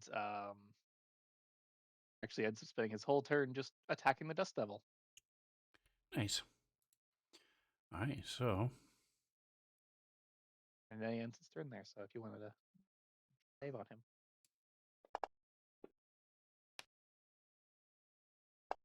Oof. Wow, nice damage. He gets pelted by this rocks and dust and wind, and eyes are watering. Locked in a fierce combat with one another.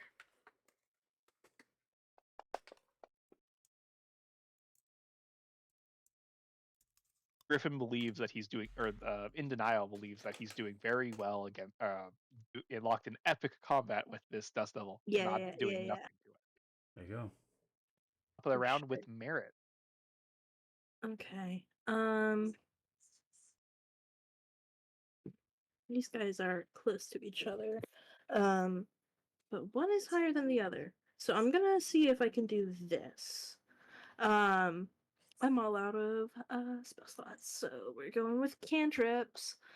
What is the range on this? Okay. That's not Merit.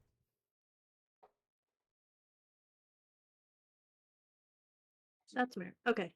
He's 30 feet away. Cool.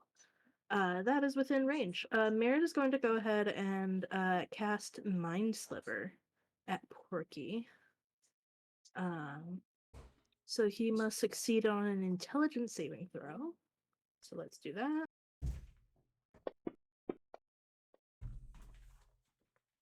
That is a failure. So he's going to go ahead and take some psychic damage. Awesome. And then Oh no. he has a minus to the next save he makes. By any chance, I'm just trying to get them closer together for no reason. It is a disorienting spike of psychic energy. Do you think maybe he might drop a little bit of altitude from that?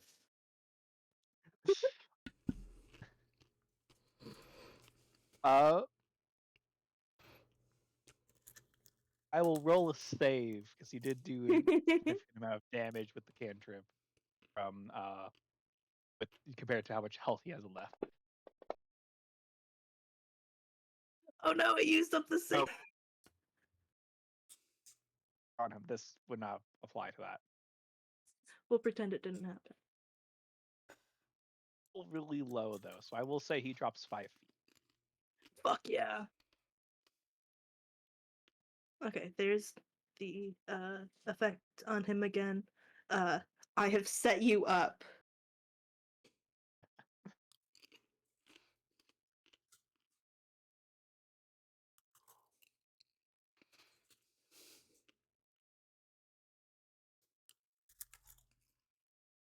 To Glorback.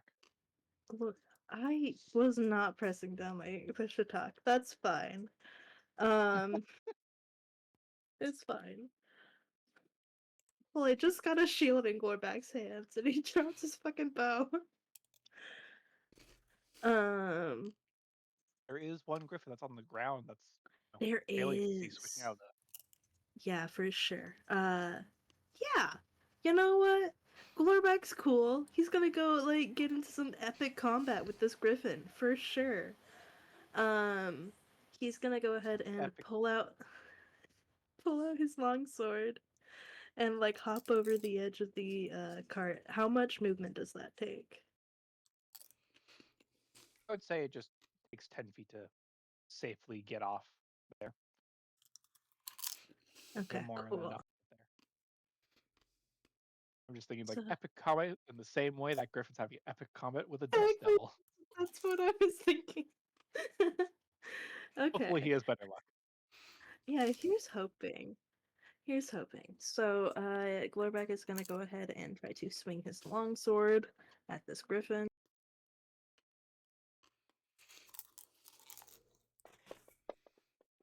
No! Oh no. Look, he just wasn't prepared for the dust devil. Well, since he made an attack action, he can use a bonus action and try and shove something with his Yeah, shield, for sure. which does Yeah. do some damage with the spikes on it. If you Heck want to try and yeah. shove your target prone. Yeah, he's gonna try to do that. All right, give me an athletics check, and then roll. Feel free to Oh. roll the damage. I didn't realize That works it was too. a That's the check. exact same roll. Well, you're shoving, so it's a contested check, but it's actually would be it's the exact same roll. Just rolling that. Cool. The damage is done regardless, so feel free to roll the damage. And I'm just gonna see if he Heck yeah. hits the ground or not. Not Epic so. battle. You shove the griffin prone.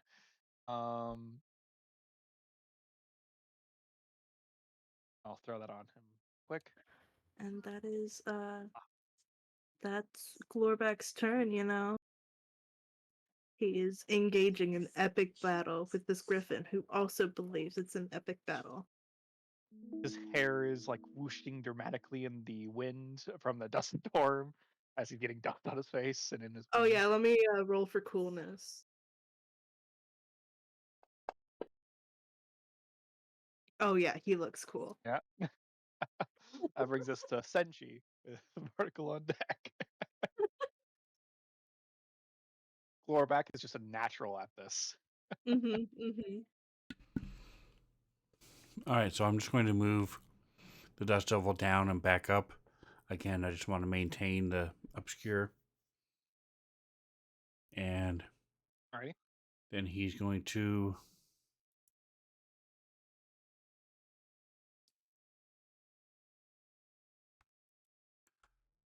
take a look at Mr. Flat and try to do a little bit of radiant damage. He does. Just a little bit. Nice. We are Flat is struggling to keep in the air as it is. we're getting everything ready for Barnacle, you know?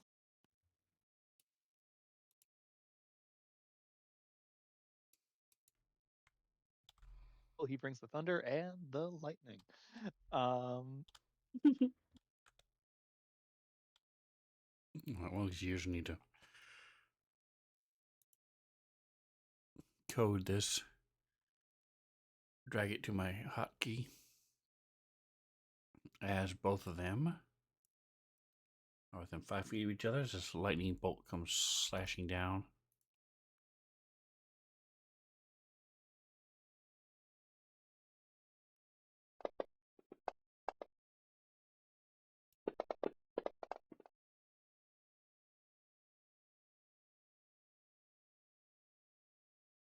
Nice.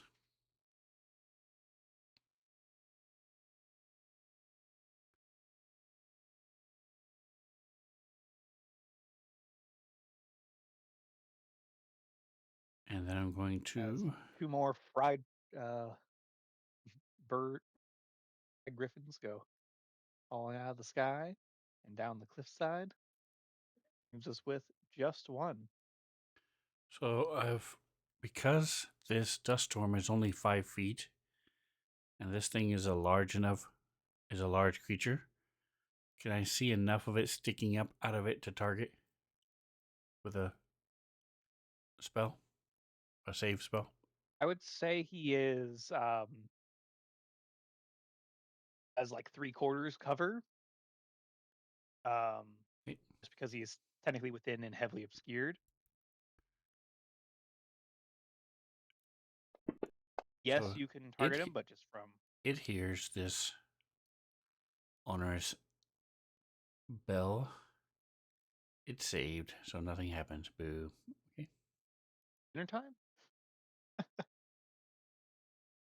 All right. So the Oh, it was griffin prone anyway. has I an probably extra wouldn't have been able to foe see at it. I forgot it was prone. Oops. yeah, I forgot. I also forgot it was prone, so you probably also wouldn't have been able to see it. But in denial, actually knowing he's alone, um, and believing himself to be locked into epic combat, with this dust devil has another foe join the epic duel. 1-1 likes those odds, so he's gonna take kind of beaks at as he stands up. He kind of beaks at the dust devil and then slices with his claws at Glorback. I really hope he doesn't hit with his claws, because I might have forgotten that fighters have second wind. Well, use your bonus action push him prone. Yeah. Yeah. Well, that is a miss as it goes off of the claws, kind of meet the spiked shield. He is a sidekick, so And that is his turn. Cool. we can just Warriors. hire another. Yeah, for sure. There's not gonna be any lost trust from the guy who entrusted us with this kid. Nothing at all. Nothing bad is gonna happen. Glorback's second cousin, Glordak. Merit. That does bring us to Merit. Glor front. Glor front, yeah. Glor behind. Anyway, Merit. The griffin is standing up now. So hey, look, I think I can see it above the dust devil.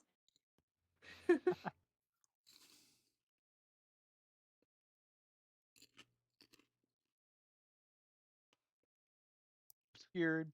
I would say he has 3/4 cover from the range attacks. Along with like Glorback and the horse kind of being in the way, but you know, doesn't matter if he just makes a save.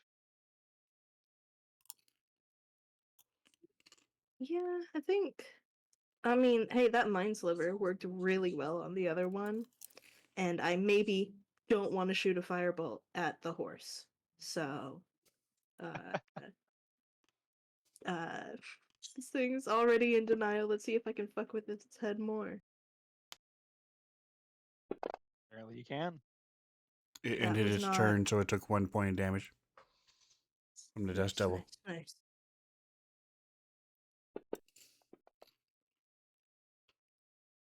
And I still can. So there's that damage.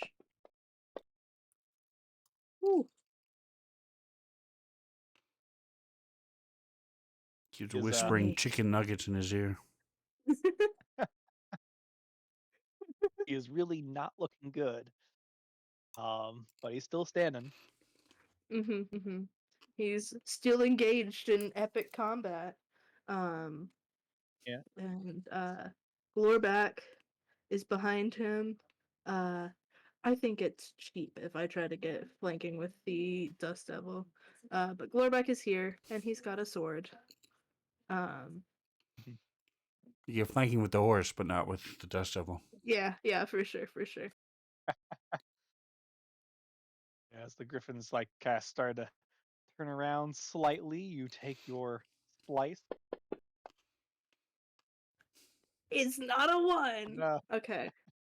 And instead of making that push with that shield, Glorback is gonna heal. You want to make that push. You want to make that push. Oh, Cough, okay. cough. You want to make that push. Cough, cough, cough.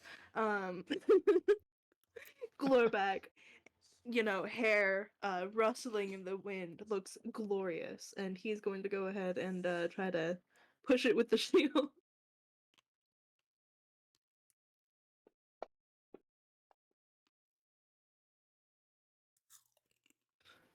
Is if I remember correctly, for how this is, it is a contested roll, not actually like because you're pushing. So long as he Okay. remembering the rules of the spike shield correctly.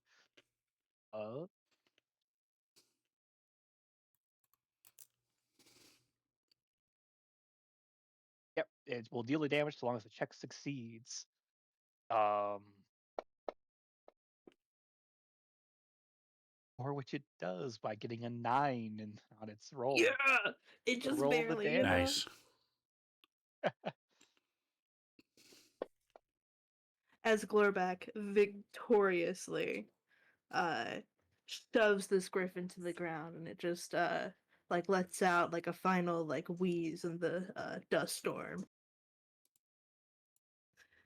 And Glorback thinks he looks really cool.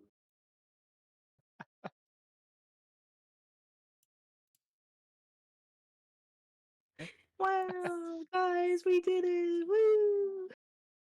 Yeah. So there's going As to be a the, couple more cracks of thunder as lightning bolts come down, and then I'm going to dispel the lightning. All right. With that, I will be right back. As we kind of exit combat, and give me a quick second. I will be right back. Go ahead. So if we take a short rest, Senshi can give us food to help, like a barge thing. Like a song of rest. Got it. Yeah.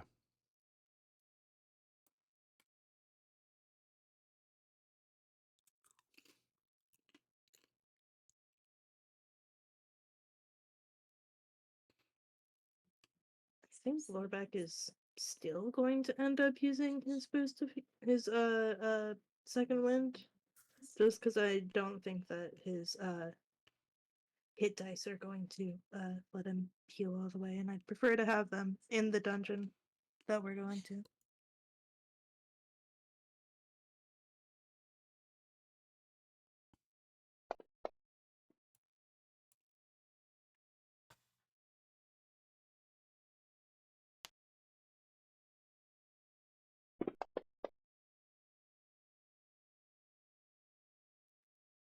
Appreciate that.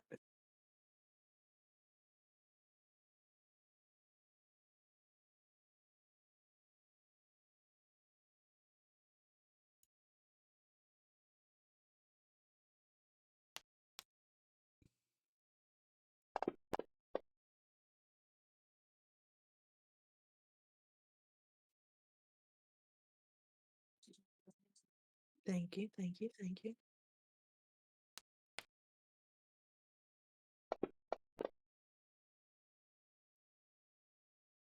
Wow. Are you sure you should be using all your spell slots on this? And Senshi can do a prayer of healing too if we 10 minutes. Currently, Merit is down 9 hit points, and Glorback is down 11. So, I think our hit dice will probably, will definitely be able to get us up. Barnacle's down 21. Yeah, there's 3 people we can heal, so. I mean, hold up, before you try to heal yourself. I hear there's a chat redemption that one can, crazy.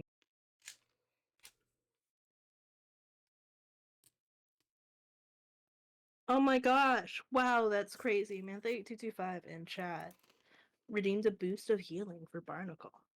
Very nice. I couldn't do it for Corvac or Merrick because I control both of them, but I can heal you for sure. Did Senshi get hurt at all? No. He did not. Yeah, I had Sleet Storm, which would have been a taller column. So and that definitely would have made it hard for them to fly and stuff, but I thought Would it have also but it doesn't do any impacted damage. visibility? Doesn't do any Oh, damage at that all. makes It just makes it difficult terrain. So that's why I went with the lightning bolt. But it's still, attack a nature cleric outside, it's not going to work.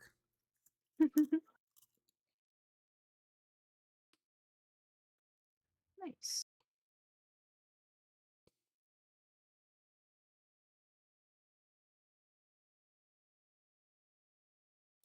I keep on like accidentally like unequipping and equipping things because I'm looking through my inventory and like, ooh, I want to like read the description for this thing, and it's on the left and not the right side. So I just keep on like trying to click on the thing on the right and not on the left to open up the information.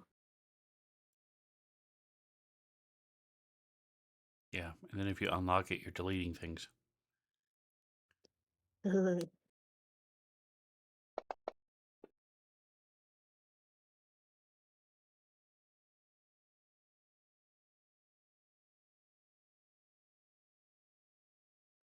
All right, so now how is everybody? Barnacle's the only one that looks like who's down now. Yes. It is only you. Alrighty, I'm back. He's only Sorry down about 4, that. so he's fine. All right, so we cast some Welcome back. spells. We spent 10 minutes and did a healing, prayer of healing. So if we don't get 10 minutes, then let me know. Yep, you do get your 10 minutes. Woo!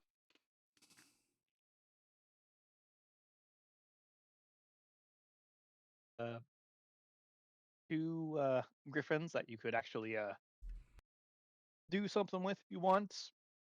The others kind of fall down the cliffside and Yeah. are Well, kind of not able to go get.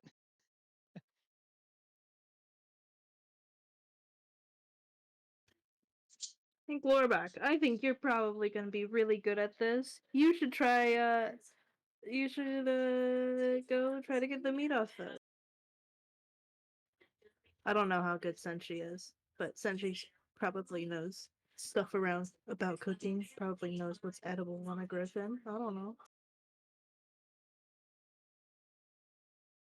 Have back and Senshi kind of get some meat off, spend some time and get some meat off of these guys.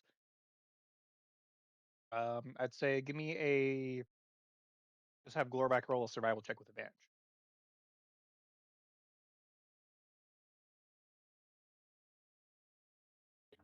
Come on, Glorback, don't let me down.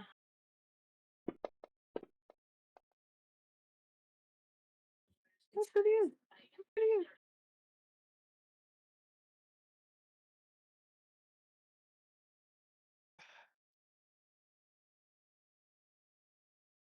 Yeah, you guys are able to get some, a decent amount of meat off of these two griffins.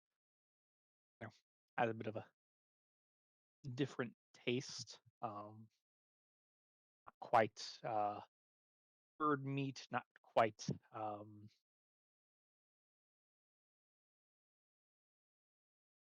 but some weird kind of mixture between. Not bad though, if prepared properly. Um,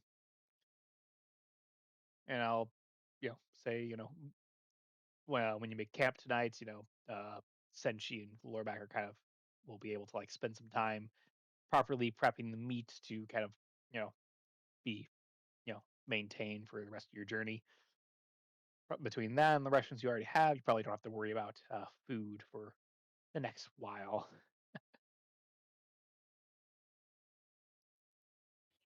Yay! Um, yeah, is able to we'll be able to do some interesting meals, especially tonight with the meat's still fresh. Mhm. Is there any like scrap meat that's maybe not quite as good for eating that we can like throw in a bag to maybe yeet at the sight of a next giant bird trying to fucking get us? Uh, would be some. I'll say, you can mark down like one bag's worth of um, you know, spare meat, or however you wish to denote it.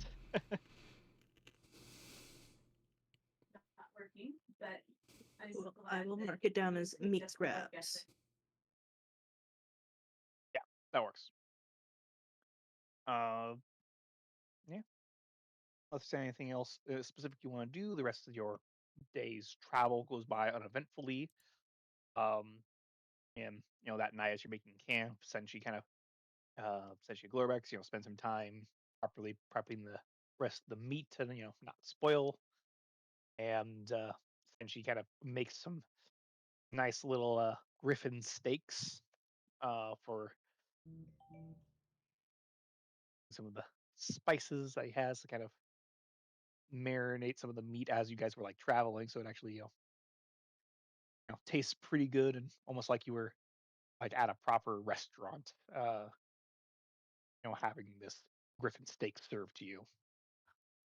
Man, this is the life. Essentially, I'm so glad you came along with us. Yep, yep. I am glad to that you appreciate my talents. This is great. All adventuring parties should have a chef. uh,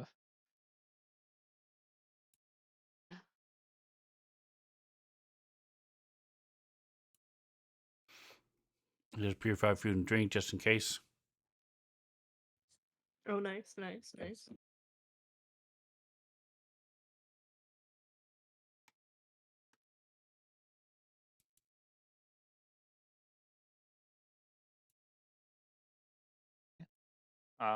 if I could real quick get so unless there's anything else specific you want to do on this day, we'll go on to the night's watches. If I could get some perception checks from everyone. I'll talk to Glorback Um, for a minute and just let him know that during that fight he was having struggles wielding his sword in the Dust Devil. He has to remember that the flat of the blade is going to catch the wind, so he's got to turn the blade so it slices through the wind. Because I do things like gust of wind, and there are going to be many times where there's wind around what we're fighting. Make sure that he practices turning the blade so it slices through it, not gets thrown off target by the wind, hitting the flat of the blade. Nice. go. All right, yeah, go with the not. All right, yeah, I'm used to the overhand strikes, so that's probably why it's. I will try not to get stuck in a rut, as they say. Um,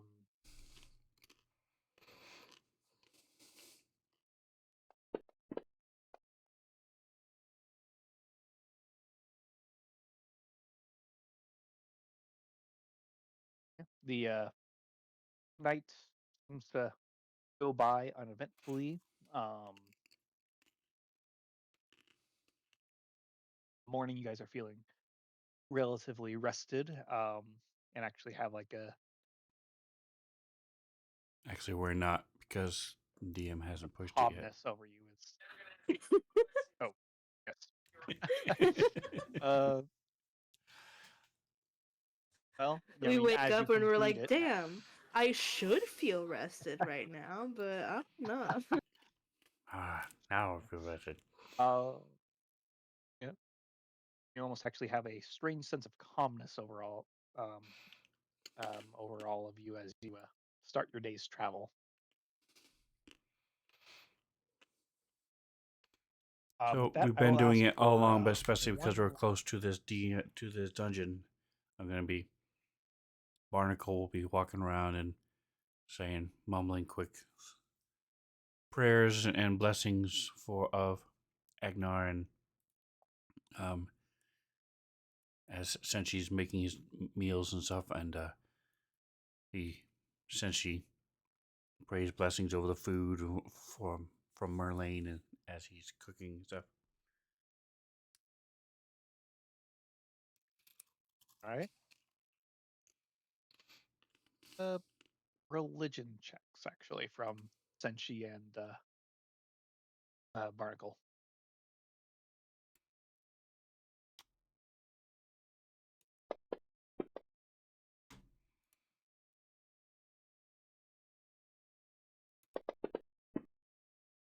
Wow. Actually, he's It's gonna close use enough. since he's gonna use his inspiration. All right. It's the first time he's ever had it, so he's going to try it. There we go. Looks over at Barnacle and sees him praying. Says, "Oh man, I need to focus." Mhm.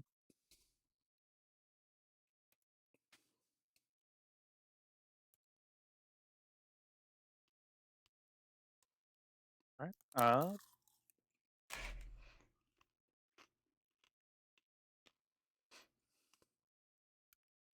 Say, uh, Senshi, as he's like making his little treats, um,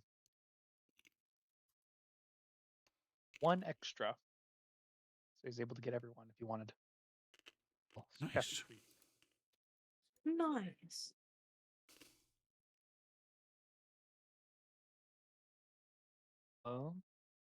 Yeah.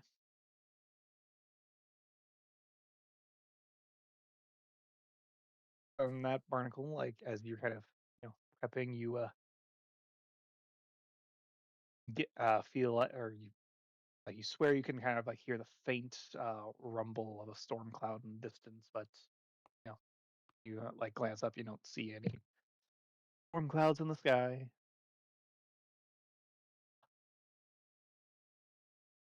Determination, I guess, about you as you start your day.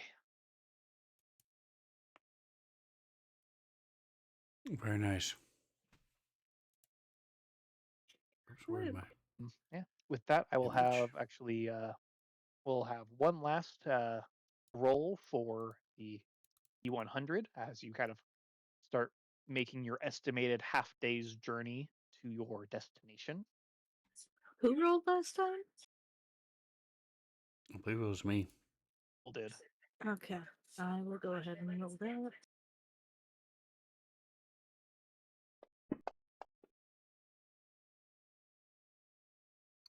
All right. It was like a 75 or something like that. Yeah, that is ringing bells.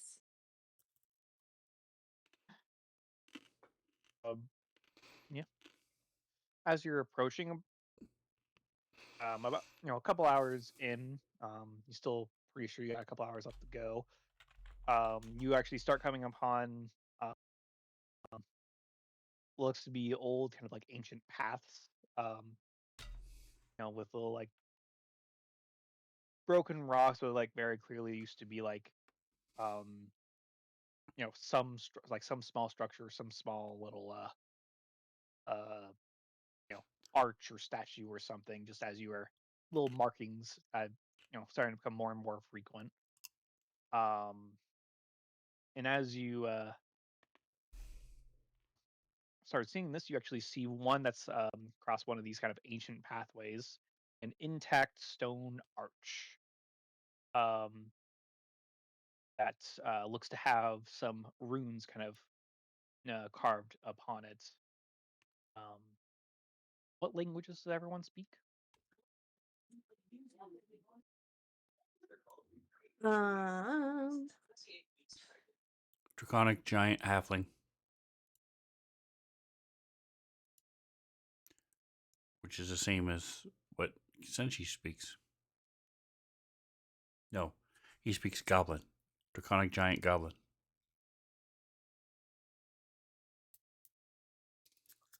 Merritt's got common and infernal, but he also has the comprehend languages spell, and also the gauntlet of many languages. I looked in my inventory. I don't have it in there, so I can't read the description for that. But Love of many languages. glove, yeah. I have just the AC bonus that is coded on my actions page, and I don't have a item for it. But anyway, I have comprehend languages, and I will go ahead and cast this. That I need to be able. I need to cast it as a ritual to be able to use it. So if we don't immediately understand what the language is, let's spend 10 minutes and then figure it out. Right. And I'm realizing I actually forgot to add languages to Glorback. Um, Yeah, so he Glorback barely knows speaks common, Common, and he speaks Goblin, or pretty sure that's what happened. And I don't think he gets any extra languages. I will double check that later. But both Barnacle and Senshi recognize this as Draconic script. Kind of noting it seems to have runes for protection and safe travels. This is written in Draconic. I'm not sure why it would be in this locale. Don't do you remember any kind of tales of dragons in this area? Isn't there a lizard folk tribe to the north? Or like the old tribe? Would they speak Draconic?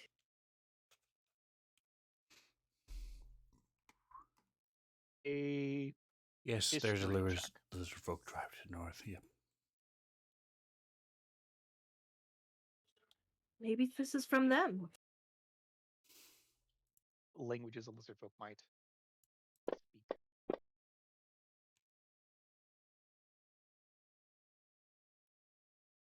We have Margot, fought you do know that lizard folk do speak Draconic.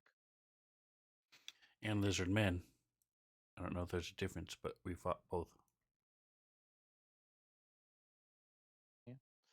Uh, yeah, lizard folk, like many of the more scaly races, kind of all in this world grouped together as Dragon Redag. All tend to speak Draconic. Also know that there are a lot of while this kind of region of the world has a lot of the more Draconic related races frequent throughout here, and that many of the other settlements are more recent, as in like the past 30 or so years for these kind of more recent settlements.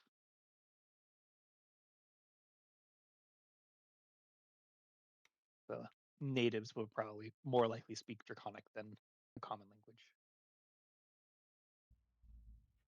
Well, I guess that's that mystery solved. Should we pass through the arch then, if you said it has, like, protection stuff on it?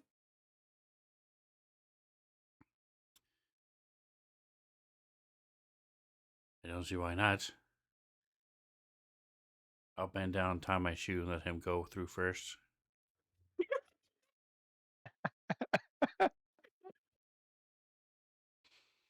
You know what? That's so funny. I'm not even gonna shove Glor back into it. Merritt will go through first. Um, as the kind of runes kind of glow slightly with this kind of faint kind of purplish light on some, and the others are kind of a little bit more of a golden tint. Um, before kind of as you pass through, and you kind of feel this protective aura kind of settle on you a little bit, and you gain some temporary hit points.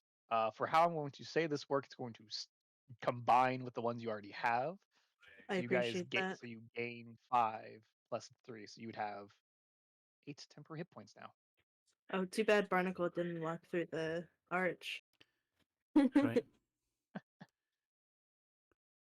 Anyone who walked through can add 5 temporary hit points. Okay. Merit, if you go back through it again, it does not add anymore. Damn, that is something that he would have tried though. Yeah. So Yo. I will just real quick up all the temporary hit points on you guys.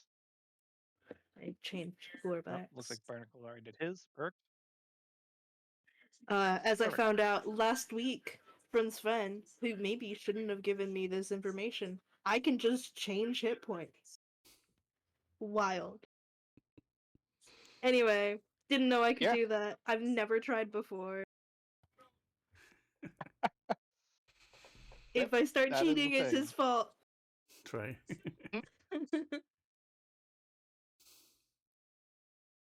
Alrighty. Well, hey, thank you so much, Mr. Nick. Appreciate you.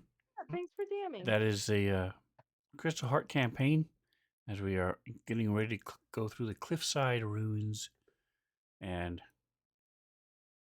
I'm looking at the calendar. We have an Acme month next month, so next week will be our Nashkill campaign. 2 weeks we'll be doing some Starfinder.